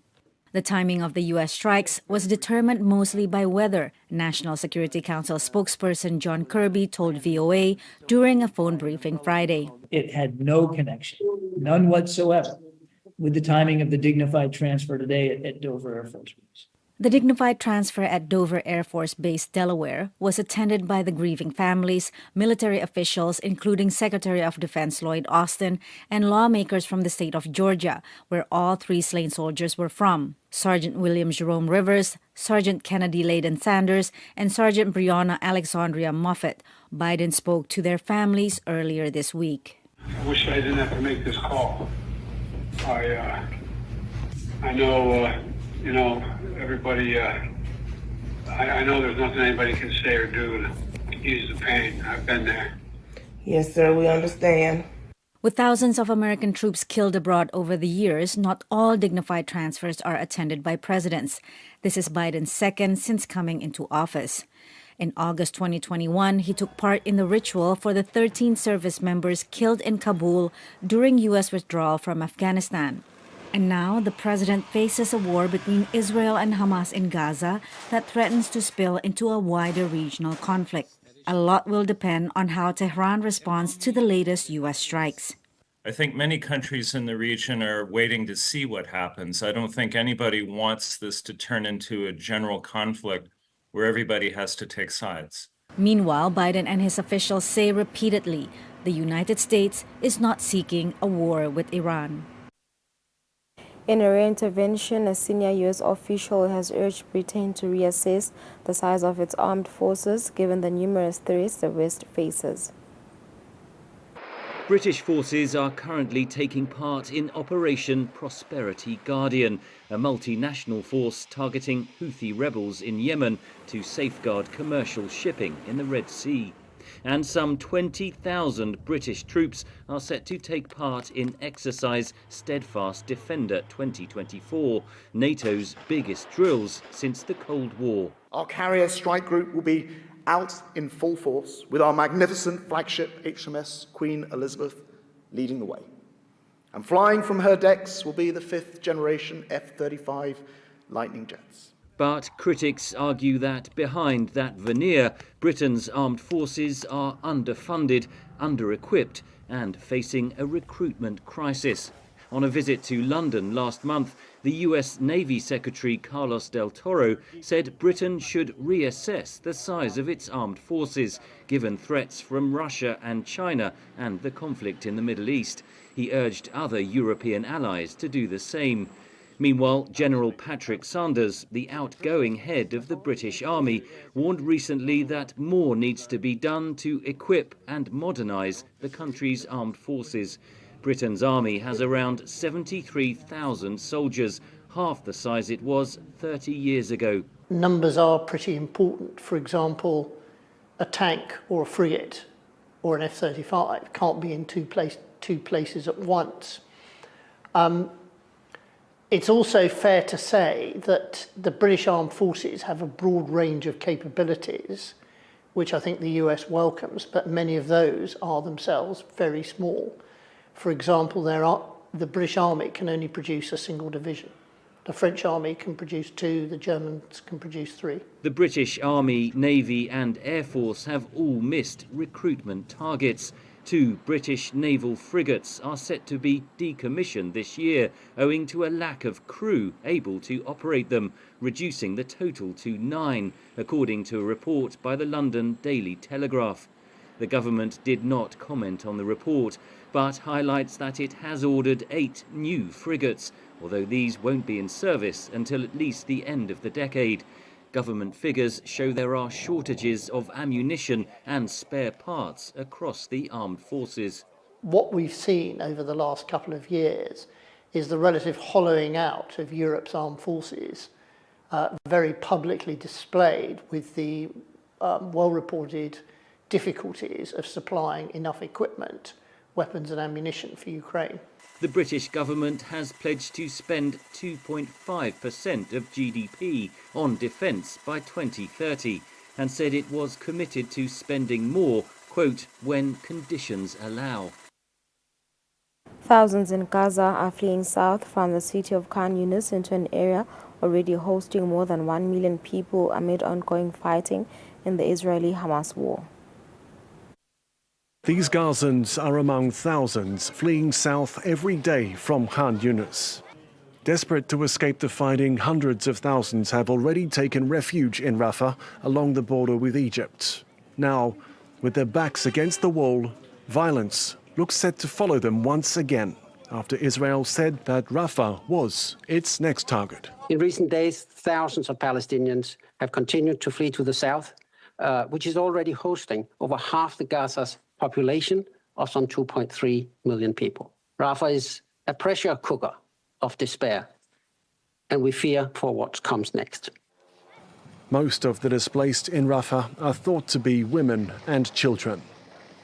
The UN's Children's Fund, UNICEF, says after almost 4 months of war, nearly all of Gaza's more than 1 million children are suffering psychological trauma. Palestinian children's mental health is severely impacted. They present symptoms like extremely high levels of persistent anxiety, loss of appetite, they can't sleep, they have emotional outbursts, or they panic every time they hear a bombing. While the Israel Defense Forces push further south, analysts say fighting is on the rise in the north, with Hamas militants moving back in as Israeli troops relocate. Both militarily and with a diplomatic push, the U.S. is trying to contain a broader war in the Middle East. With the backdrop of Israel's war against Hamas, Iran-backed forces in the region are committed to continuing their attacks against Western interests. Even after a U.S.-led coalition successfully struck 36 Houthi targets in Yemen on Saturday, the United States can't rule out more attacks by the Houthis or by Iran-backed militias in the Middle East, warned National Security Advisor Jake Sullivan on ABC's This Week show. The central purpose of the strikes has been to take away capabilities from the Iranian-backed militias in Iraq and Syria that are attacking our forces and from the Houthis that continue to threaten Red Sea shipping. And we believe they had good effect in degrading the capabilities of the militias and of the Houthis. And as necessary, we will continue to take action. But the Houthis have vowed to continue their military operations, which they affirm are in retaliation for Israel's war against Hamas targets in Gaza. More than 27,000 Palestinians have been caught in the crossfire and killed, and more than 66,000 injured, according to the Hamas-run Gaza Health Ministry. What we see of aggression, siege, genocide, and a medicine blockade on our brothers in Gaza. Citizens of Yemen, its tribes, weapons, and men are getting ready to face this aggression and do what they can. Israel's military campaign was launched in response to the Hamas terrorist incursion into Israeli territory on October 7. Some 1,200 people were killed in that attack, and 240 more were taken captive. On Sunday, Israeli Prime Minister Benjamin Netanyahu said 17 out of 24 Hamas battalions have been toppled so far. Most of the remaining battalions are in the southern Gaza Strip and in Rafah, and we will take care of them too. The U.S. is boosting its push for a diplomatic solution to the conflict, with a new visit by U.S. Secretary of State Antony Blinken to the region. A multi-stage proposal for extended pauses in fighting and the release of hostages in exchange for Palestinian prisoners in Israel is also in the works. The president has put his shoulder to the wheel on this. He has spoken to the leaders of both Qatar and Egypt, two countries that are centrally involved in trying to broker this deal. We are in constant contact with our Israeli counterparts on it. And Hamas will have to be willing to say yes to an arrangement that brings hostages home. Sullivan noted the deal isn't imminent and no timetable can be provided. His remarks came after the United Nations warned Friday that the Rafah border area in particular is becoming, quote, a pressure cooker of despair for displaced Palestinians in Gaza. President Joe Biden chatted with a friendly union crowd inside a United Auto Workers Hall in Michigan on Thursday as pro-Palestinian demonstrators held back by police with riot shields voiced their anger nearby the president's full-throated support for Israel in its war with Hamas. Bid to capitalize on a major endorsement from the United Auto Workers. Joe Biden took his campaign to Motor City, Detroit, Michigan, a key battleground state in the race to the White House. The president hailed organized labor for making the U.S. the world's strongest economy. Thank you, thank you, thank you. Wall Street didn't build the middle class. Labor built the middle class, and the middle class built the country. UAW chief Shawn Fain encouraged workers to fight like hell to keep Biden in the White House. But outside, the tune was decidedly different. Biden, Biden, what do you say? Another key demographic in the union-heavy state is the Arab American community, one of the country's largest. And among them, Biden's support for Israel's war in Gaza has seen his popularity nosedive from 59% to just 17%, according to a recent poll. We're disgusted by how the Biden administration is handling the situation. They're continuing to be complicit in this genocide. Not Trump, not Biden. I will vote, but not for both of them. Coinciding with his visit to Michigan, Biden slapped unprecedented sanctions on 4 Israeli settlers accused of violence in the occupied West Bank, in an apparent move to lure back Arab American voters. Biden won Michigan in 2020, but his margin of victory over Donald Trump was less than 3%.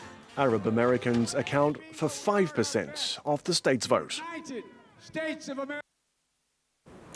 The United Nations highest court says it has jurisdiction to rule on a request by Kyiv for a declaration saying it is not responsible for Russia's claims of genocide. The justification offered by the Kremlin ahead of its 2022 invasion of Ukraine. Your discretion is advised.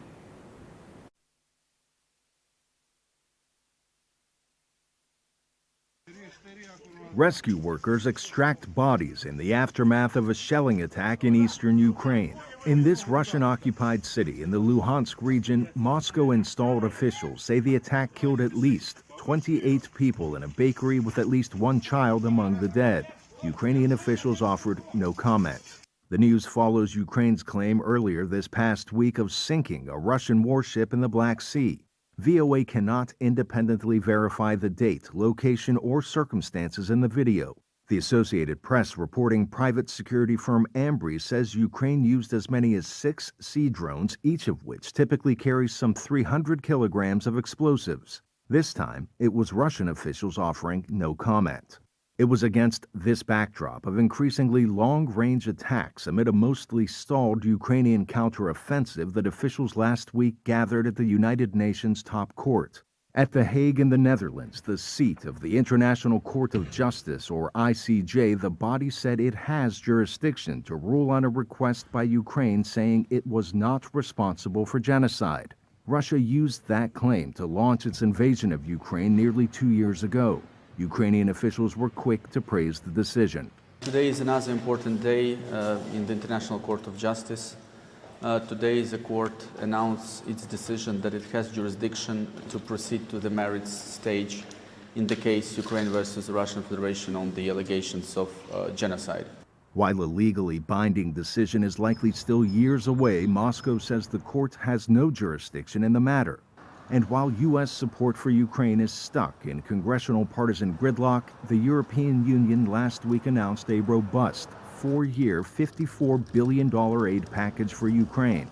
Today is indeed a very special day. The European Council reconfirmed Europe's unwavering commitment to stand with Ukraine. We all know that Ukraine is fighting for us. So we will support them with the necessary funding and provide them with the much-needed predictability they deserve. Meanwhile, at a field hospital just a few kilometers from frontline fighting, injured soldiers arrive in need of medical attention. One soldier describes increasingly closer explosions until one struck his position, saying his leg then moved wherever it liked. And for those stationed on the southeastern front, a visit from Ukrainian President Volodymyr Zelensky in which he handed out medals to soldiers near a position once occupied by Russian forces.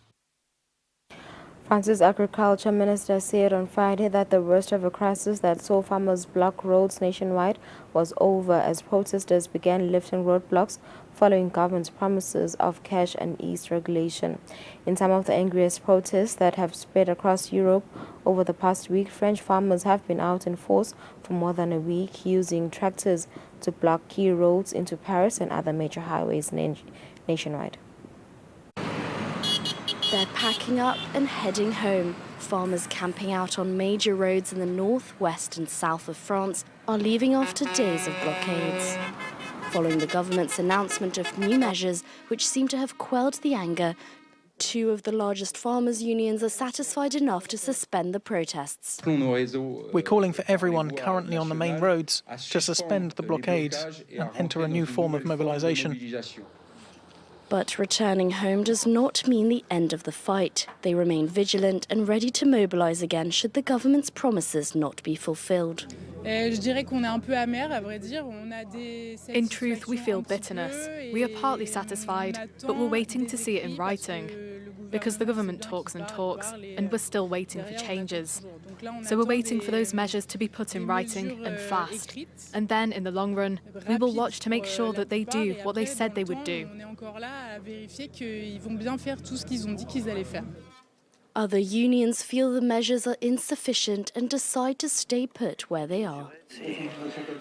These are mini measures. They are giving us very few. We should have continued onwards. On Thursday, Prime Minister Gabriel Attal announced key measures to ease the agricultural crisis, including €150 million in aid and tax breaks, adopting stricter rules for poultry and cereal imports from Ukraine, and cracking down on produce arriving from countries outside of the EU who use pesticides which are banned in France. All major supermarkets will also be audited for compliance with a law supposed to ensure fair prices for farmers' produce. All of these measures are expected to cost the government €400 million in 2024. And many farmer unions are still expecting additional measures from Brussels. Spain's second city, Barcelona, and much of the surrounding region of Catalonia entered a drought emergency on Thursday, clearing the way for tighter water restrictions following 3 years without significant rainfall. Europe's big tourist destinations is facing a dry season. The fountains in Barcelona are all switched off as the water pressure has reduced to a trickle. The city and its environs have been put under a state of drought emergency. This will mean the activation of limits on consumption per inhabitant per day, as well as a series of percentage restrictions for different uses of water. And we're going to continue working to overcome the situation as soon as possible. The restrictions will affect about 6 million residents. In the region, water reserves have reached a critical level, as can be seen here in the Sau reservoir, which supplies Barcelona. It is now running dry. This derelict church, which was submerged when the region was dammed in 1962, has once again been on dry land in recent weeks. Other buildings, still partly covered, are heading the same way. I have never seen it like this. The water level has decreased a lot. You used to be able to see the bell tower of that church all the way to the cemetery, but now you see everything. More and more people are worried, but most haven't noticed the restrictions. When people turn the tap on, the water comes out with practically the same pressure for now. I think that people are not very aware. Farmers will also be hit by restrictions. They will have to cut water use by 80%. Till now, it has been a 40% cut. Industrial units face 25% reductions in place of 15%. Localities that exceed these ceilings are set to face fines. Countries waging wars are more focused on winning battles than mitigating the environmental impact, but researchers who say the environment impact. The rubble from some 170,000 buildings damaged in the war in Gaza is more than just a humanitarian concern. It's also an environmental one. What the likelihood that there may be storage of chemicals, fuel tanks, or other materials that may then cause contamination. The environmental quality of existing groundwater supplies were already poor, and that's been exacerbated by the current conflict. Scientists are trying to assess the environmental impacts of the wars in Ukraine and the Middle East. Studies include war-related forest fires and pollution from weapons, significant threats to humans, wildlife and ecosystems in Ukraine, researchers warn. Any ordnance which is explosive, when it explodes, it can start off new fires and it definitely produces more chemicals which come out. Separate researchers in Europe, the UK and the US are making pioneering efforts to measure war-related greenhouse gas emissions that contribute to climate change. Greenhouse gas emissions you don't measure directly, so you derive them from amount of fuel that has been used or the amount of fire. So we have different kind of sources. One peer-reviewed study conducted inside Ukraine says the first 18 months of war produced more greenhouse gases than the annual emissions of Austria, Portugal, or Hungary. But the lack of international guidelines to measure emissions from conflict, the limited opportunities for field research, and the secrecy surrounding military operations mean that estimates are not always precise or conclusive. Nonetheless, those making them argue they are important to better understand and improve the global fight against climate change. If we haven't learned anything over the past few years, extreme weather events from floods to extreme temperatures to a whole host of salinity problems, this is at our front door. Holding climate polluters accountable remains a challenge. Under the current international reporting system, countries report the greenhouse gas emissions produced in their own territory. There are no formal guidelines to measure those emissions from a conflict or a legal framework to attribute responsibility. International efforts will be needed from scientists, policymakers, to develop some new guidelines. The U.S. military backs the wars in Ukraine and Gaza, but the Pentagon says it takes the threat from climate change seriously. Press Secretary Major General Pat Ryder told VOA. When it comes to climate change and the effect of climate change, the department has been very clear to include referencing it in our national defense strategy that we as a U.S. military need to adapt and be ready to address the kinds of challenges that climate change presents. Researchers underline that while mitigating environmental and climate change impacts must remain a top concern, addressing the humanitarian crisis and civilian suffering in war zones must also take precedence. The great space success story comes to an end, and SpaceX is at it again with a busy week of launches. Ignition. We begin this week on not one, but two launch pads on opposite sides of the United States. From Cape Canaveral in Florida and Vandenberg Space Force Base in California, private spaceflight company SpaceX successfully launched two of its Falcon 9 rockets, both on the same day. According to SpaceX, the rockets carried a combined 45 Starlink satellites to join its orbiting constellation the company says brings high-speed internet to underserved parts of the world. The reusable rockets respectively landed on the drone ships A Shortfall of Gravitas and the affectionately named Of Course I Still Love You. But SpaceX wasn't yet done, as the company launched a cargo resupply mission just days later and again from Florida's Cape Canaveral. This time, the company's Falcon 9 rocket carried a cargo resupply mission to the International Space Station. On board was a Cygnus resupply capsule built by American Aerospace and Defense Corporation Northrop Grumman. The uncrewed capsule carried more than 3,700 kilograms of science projects and cargo in support of dozens of research experiments. Cygnus docked with the ISS early Friday morning. Finally this week, the end of a years-long mission that went far beyond the original plan. We say goodbye to NASA's Little Mars helicopter Ingenuity, or Ginny for short. It first began exploring Mars in 2021 with the goal of operating for about 30 days, which turned out to be 3 years. The end came when one of its rotor blades took a hit. As it was coming down for a landing, at least one of its carbon fiber rotor blades was damaged. We're investigating the possibility that the blade struck the ground.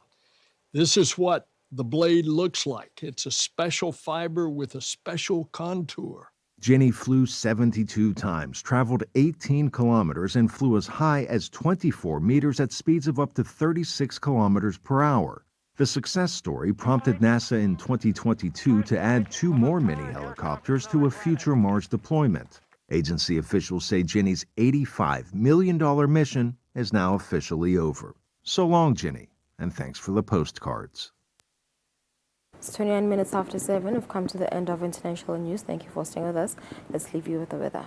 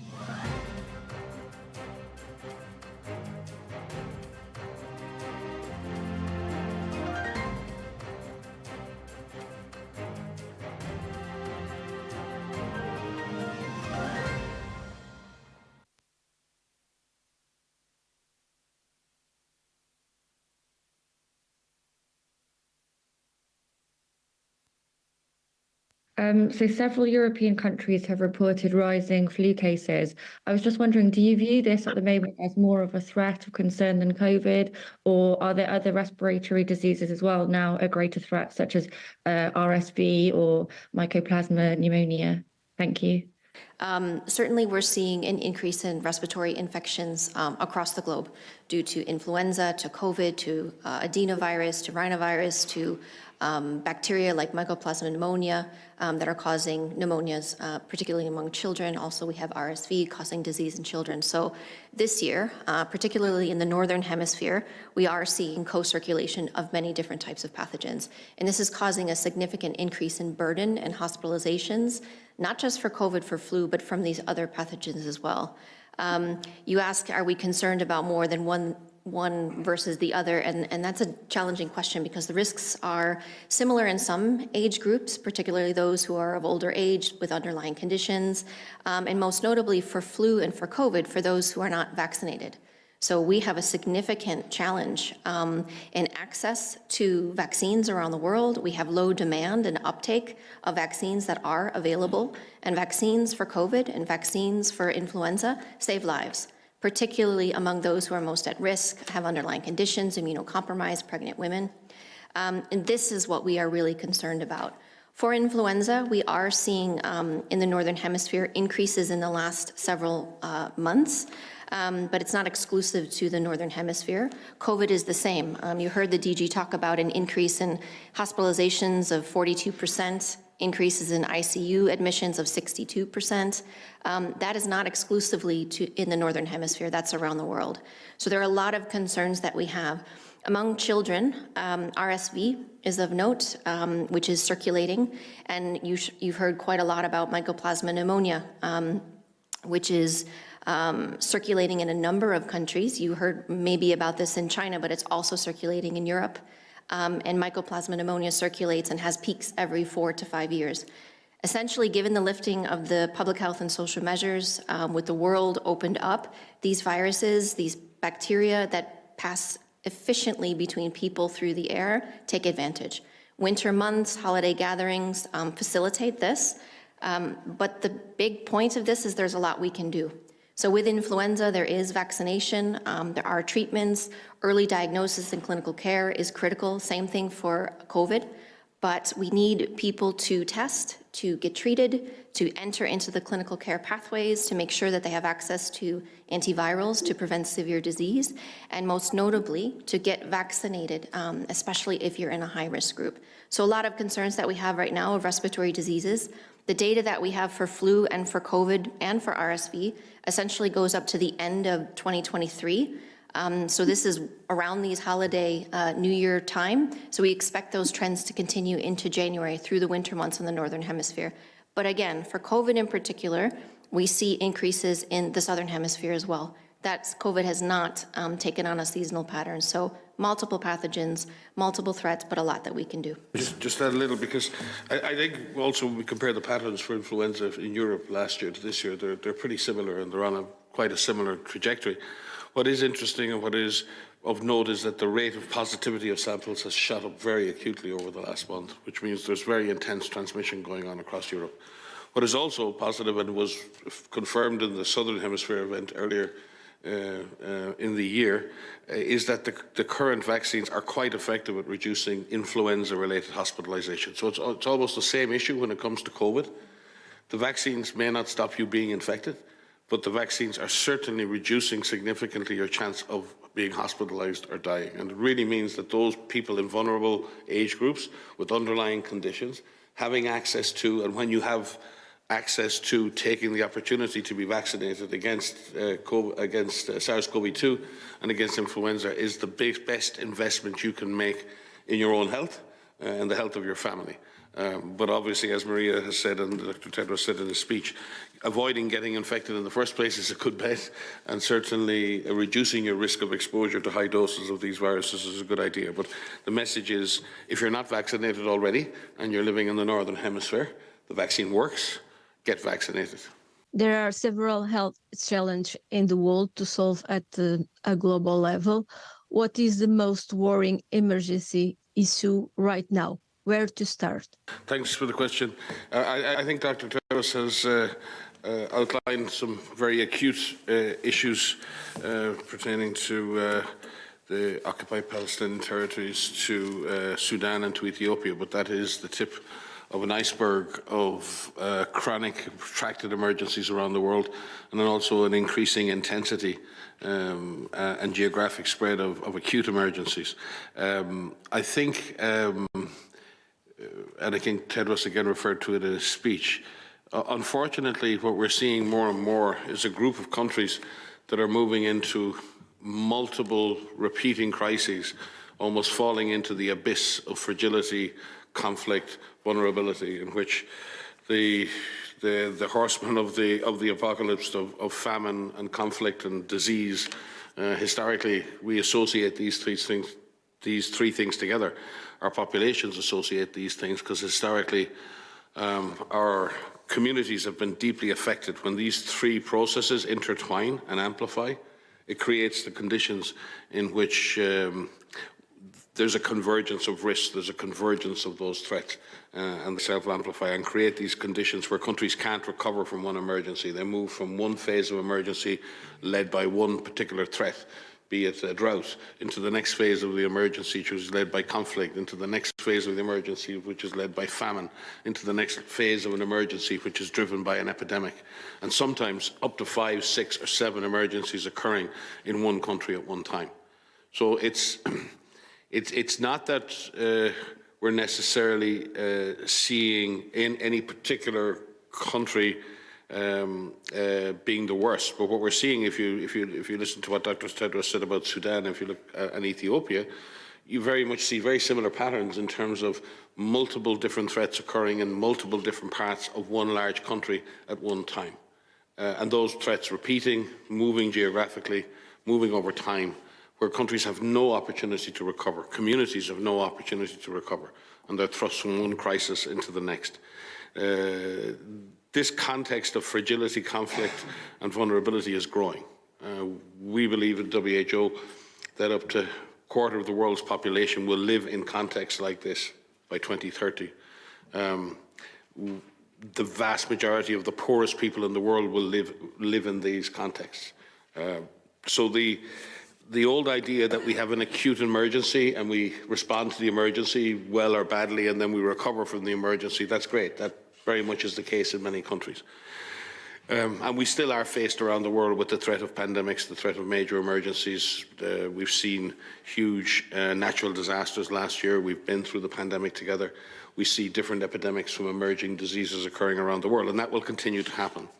But we're also seeing this really, really worrying phenomenon of long-term, protracted crises in countries. And ultimately that is driven by fragility, it is driven by increasing vulnerability, and driven by an absence of governance in many cases and conflict. So I hope that frames our concerns for you in an adequate way. I'm just wondering if you could have more detail on the mission that was canceled today. We know that the last mission, that was the one that was canceled on Sunday, was destined for Al-Awsa Hospital and the Central Pharmacy, Northern Gaza. Just wondering if you have more details on the one that was canceled today. And also, if you could elaborate on how deliveries are planned to Gaza based on the different situation in the country. We have the north where there's more devastation, and the south where there's a large population, lot of displaced people. Yeah, I think it's, and I think also DG actually raised this as well. So I just want to stress that our teams are ready, and not only WHO teams, the one UN, because many missions have been cancelled to the north. What I understand, I think in January, 16 or 17 now out of 21 missions have been cancelled. So that's absolutely not just WHO, that's important missions on fuel, food, and fuel and water, etc. And what you need for a mission to the north, and unfortunately currently everywhere in Gaza, because nowhere in Gaza is a safe place, you need what we call deconflict, and that you can proceed safely.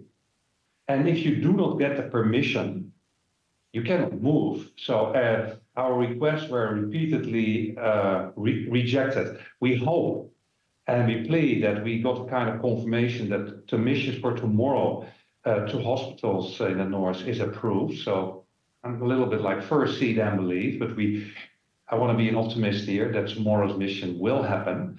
But of course, there should not be no reason, and I think this was also stated, if there's no ceasefire, then at least humanitarian corridors, whatever we call them, humanitarian corridors, pauses, they should be allowed. And they are required within Gaza. I also want to make the point that even in the south, we have now to get into deconfliction for every mission, including in the middle areas and in the southern areas. It takes an enormous amount of planning, time, questions, delays, etc. And that should not happen. I mean, like the people should be served. And linked to that, I also want to make a plea that I think the private sector engagement is completely, I think it's very important. Is very much needed. I mean, you don't want Gaza to be dependent on humanitarian assistance. That will never be able to change the situation on the ground. So private supply chains should be restored, support, because finally they will be the backbone of the economy. So today's mission was going to Shifa. I just want to say Al-Hilu hospital, and a patient-friendly hospital. Al-Hilu was opposite our office actually in Gaza City. It's a relatively small hospital where there used to be some oncology treatment. Now it's more focused on maternal and child health. And I know that hospital well. The patient-friendly hospital is also very much focused on maternal and child health. Both have asked for specific medical supplies and, of course, some fuel to make sure that the hospitals keep running. We have planned many missions. I want to stress that as well to Al-Ada Hospital. It's further north, etc. We need to go there. That's also an important hospital for maternal and child health. And the last thing to say how quickly the situation changes. Shifa, and everybody knows it. It was the largest referral hospital in Gaza, and then became non-functional for the reasons I already described. And the last time we were there, and that was it was more functioning as a first aid treatment, almost like an outpatient department, and referring every more critical trauma patient to for example, Al Ahli Hospital.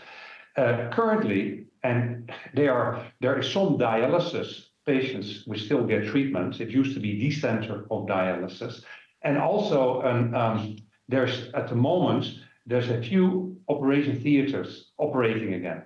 Now, there was an agreement that we will help to revive Shifa Hospital to at least a functional first level hospital. And for that, of course, what is needed, regular medical supplies, fuel, etc., and medical staff to be able actually to go there, etc. And that's what we are focusing on.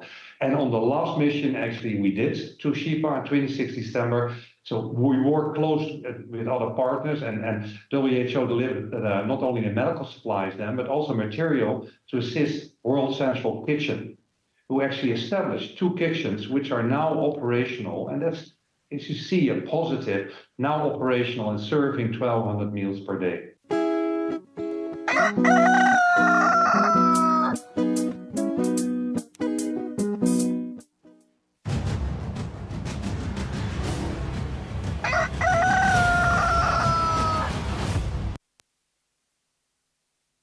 Siphindze sinamukele ehlelweni bonkhosi sitawukhulumisana na Master Dlamini, our in-house sports journalist and analyst ngetemidlalo lesitiboneke kule mpelasonto lesibuya kuyo. Sitawuqala lapha ekhaya lapho khona Master ngisakwamukela nje ehlelweni sibona i-Royal Leopard ngathi ayifuni kusuka lapha Green Mamba kufuna saliqala ichachatela. Obviously, Royal Leopard winning against Manzini Wanderers was a big and important win for them. Kunjani? Ngiyabonga Sifiso, ngivuseleni umbukelo Eswatini TV Loyal View, uteka yona Sifiso, the biggest game kule mpelasonto sibuya kuyo bekungelo licembu le-Royal Leopard ngamabalabala edlala nayo iManzini Wanderers bathi libovu lidolobha mahalaha.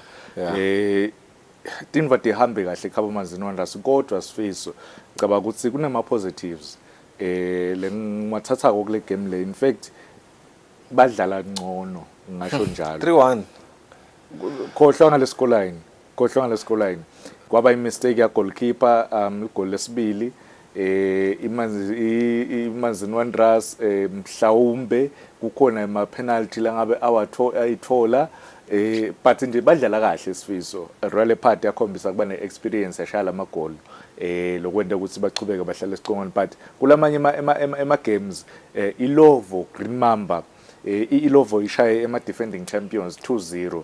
You remember ngutshela ukuthi iLovo since efikile na Botsotso Khoza yes vele excuse me wathola i-team nayo letafuna kudlala ibhola utofike akupanishe ukudzinga ukuthi umshaye nge-power play ne-speed, then uyakhona ukuthi that's why Buffaloes imshaye kabili emaviki alandzelana.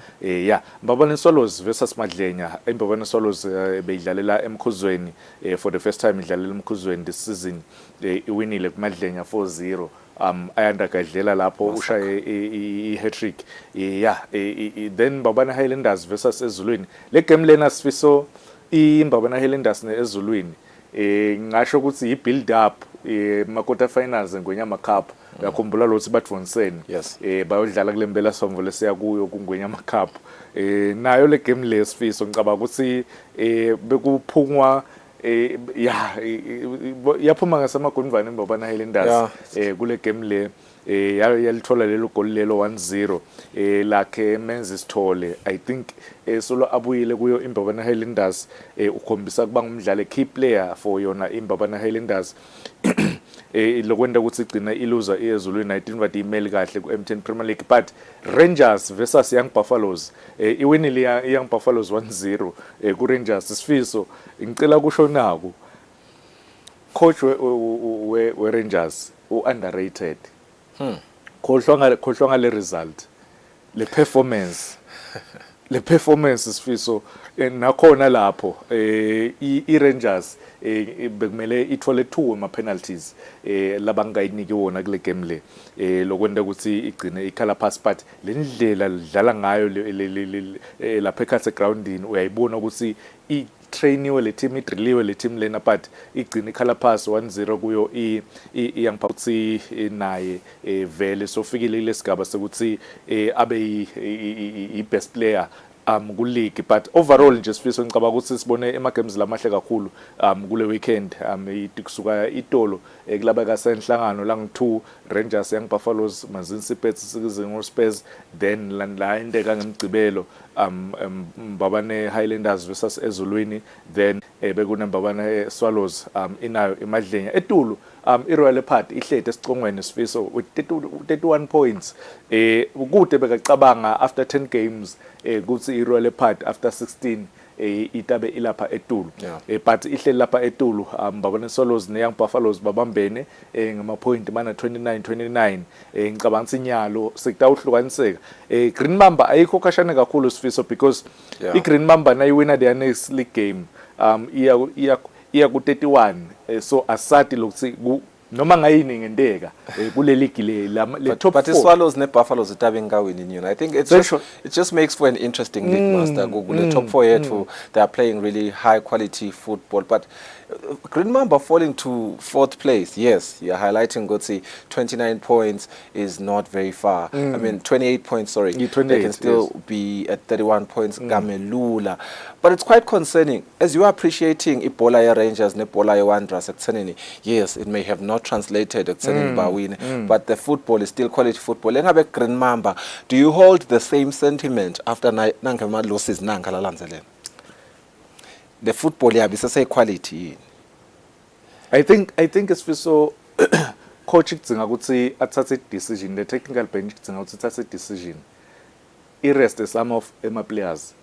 So you feel like let's kebes lesikhona nyalo ekuthenini babe efficient sisala ngema decisions a coaching staff. No not ema decisions angifuni kuba ngathi ama tactical decision lekumele noma labahlulekile kuwenda because the way le team ledlala ngayo uyabona ukuthi ikhona but the players ifatigue uyayibona ukuthi seyibakhanzile. So it's decisions at a coaching staff.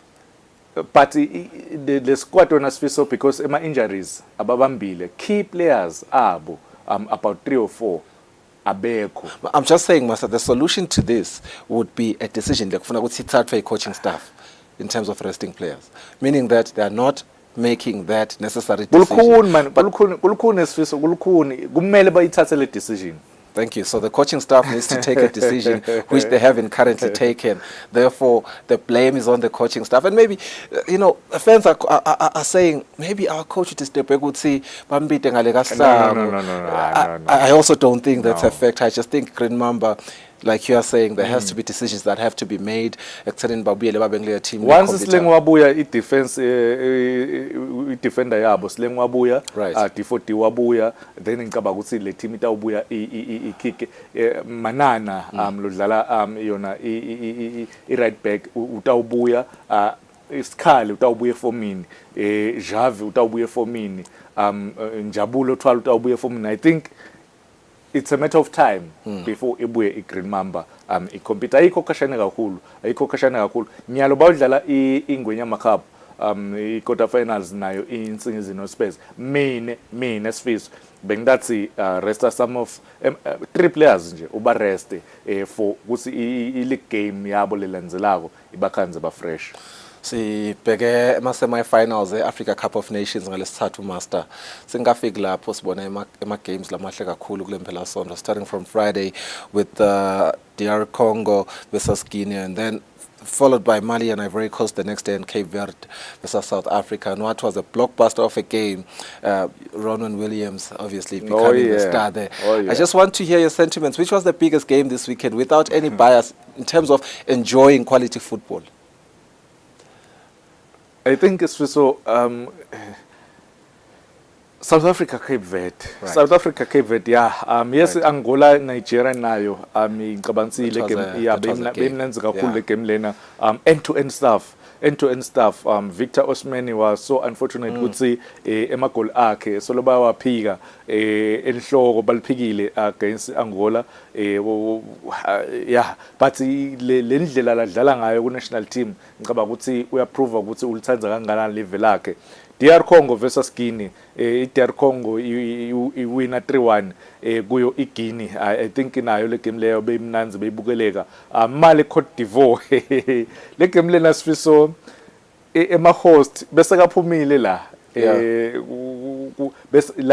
bese kaphumile. In fact from ema group stages kuthi umvu bekabala iIvory Coast but solo bayacunobetela bayakokota naku bangenile kuma semifinals and kungenteka noma ngayini ngesifiso.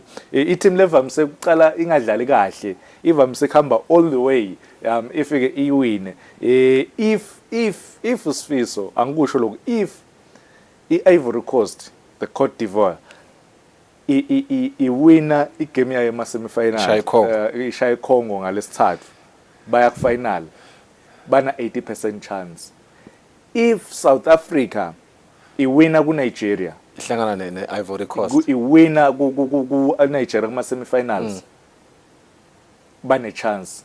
So okay, typically ideally asasithi ke ngoba ngiyabona ukuthi enhloko yakho vele ufisa ukuthi kuhlangana iCote d'Ivoire neSouth Africa, that would be the ideal final. Yes, lengaba mnanzi kakhulu. Where's the biggest chance of winning that game? Not West Africa.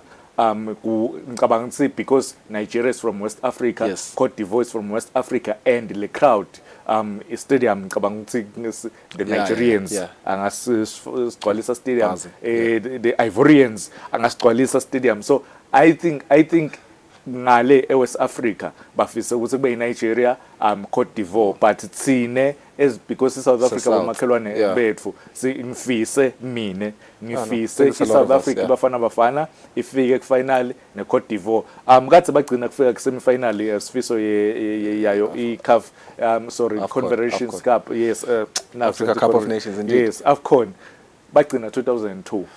So ngicabanga sekufika ku final bagcina 98 nangaphosisi yes 98 la bakhala khona ku Egypt, but nyalo le team uyayibona ukuthi Hugo Bruce uyakhile le team ayiconsider amagoli amaningi bayodlala neNigeria. iNigeria nayo ayiconsider amagoli amaningi. So sawubona ukuthi lelibonza le Nigeria nelibonza le South Africa bomvala but awukhona yini kumvala Osimhen, but sawubona khona sifiso. Hugo Bruce uthi their game was the worst performance solokuqala iAFCON lena labayewinile against Cape Verde. My question then becomes, going into the final, as you have said, you're giving Cote d'Ivoire, should they qualify to the finals, you're giving them 80% chance of winning. What if they face South Africa? Do you still maintain your 80% winning possibility? South Africa sifiso ayidlali kahle ngicabanga ukuthi idlala ibhola knockout. If mhlambe ema football pundits lamanengi understand logo, South Africa they are playing a knockout football. In knockout football awudzingi kudlala a fancy football, that possession football, no. Wenda nakulokufanele, in fact uqala ukuthi awuconcede kude likolo livumela ukuthi lingene ngakuwe, then lokunye kutakwendeka kutatendekalekela ma set piece, ma counter attacks, lonke letinvo leto uyatithola kuma corners, uyatithola letinvo leto. So South Africa ikuma semi-finals nyalo. Nigeria itabe ingqongqotha Lookman, Osimhen, batabe bangqongqotha kuyo i-defense South Africa itawudzinga ukuthi babe very stable lenga muva kude batakhona ukuthi babambe yona iNigeria. Let's see how everything unfolds on Wednesday, Master. Soon the graphic in results of English Premier League will go up, and I think the game that I want us to talk about, Arsenal versus Liverpool, I think that's been the biggest game going into the weekend. The result, I was surprised. I didn't expect that kind of a result, but I think it's good for the league. It's healthy for the league, especially because my team Chelsea, I don't even want to talk about it, but what a game. How I wish Sifiso le game lena bengifakele kona, because since Saturday so long yasho 3-1 even Naitoro 3-1 to Arsenal. Yes. Naku igcine iwine Arsenal. I think kukhathe le difference yema point to 2 points Arsenal nayo Liverpool, yes, Manchester City ne game in hand iyadlala namhla nayo, but nayi game nayi Newcastle versus Luton Town 4-4 mbani beka ngicabanga ukuthi Luton Town ngaya khabo Newcastle St James's Park ifike ishaya amagoli langu 4. I think nayi result lengimangalise kakhulu. Brighton versus Crystal Palace, Brighton winner 4-1, Everton Spurs 2-2, njengoba usho Chelsea tinvo atihambi kahle khale phasi ku Wolves ekhaya Stamford Bridge nga 4-2 so tinto vele atihambi kahle. Manchester United ku West Ham iwinile 3-0. I think le league isetaba more interesting Sifiso nawubuka lapha eTulu ukuthi 51 49 46 i Manchester City nayiwina namhla iya 49 nayo iyakhatha futhi le mehluko ku 2 points ku Liverpool nayo. Brentford, they're playing Brentford at 10 p.m. We'll see how that unfolds. Thank you so much for joining us this morning. Sibalisa babukele emakhaya, sikhathi sivele silimele sibona next on Sale kahle.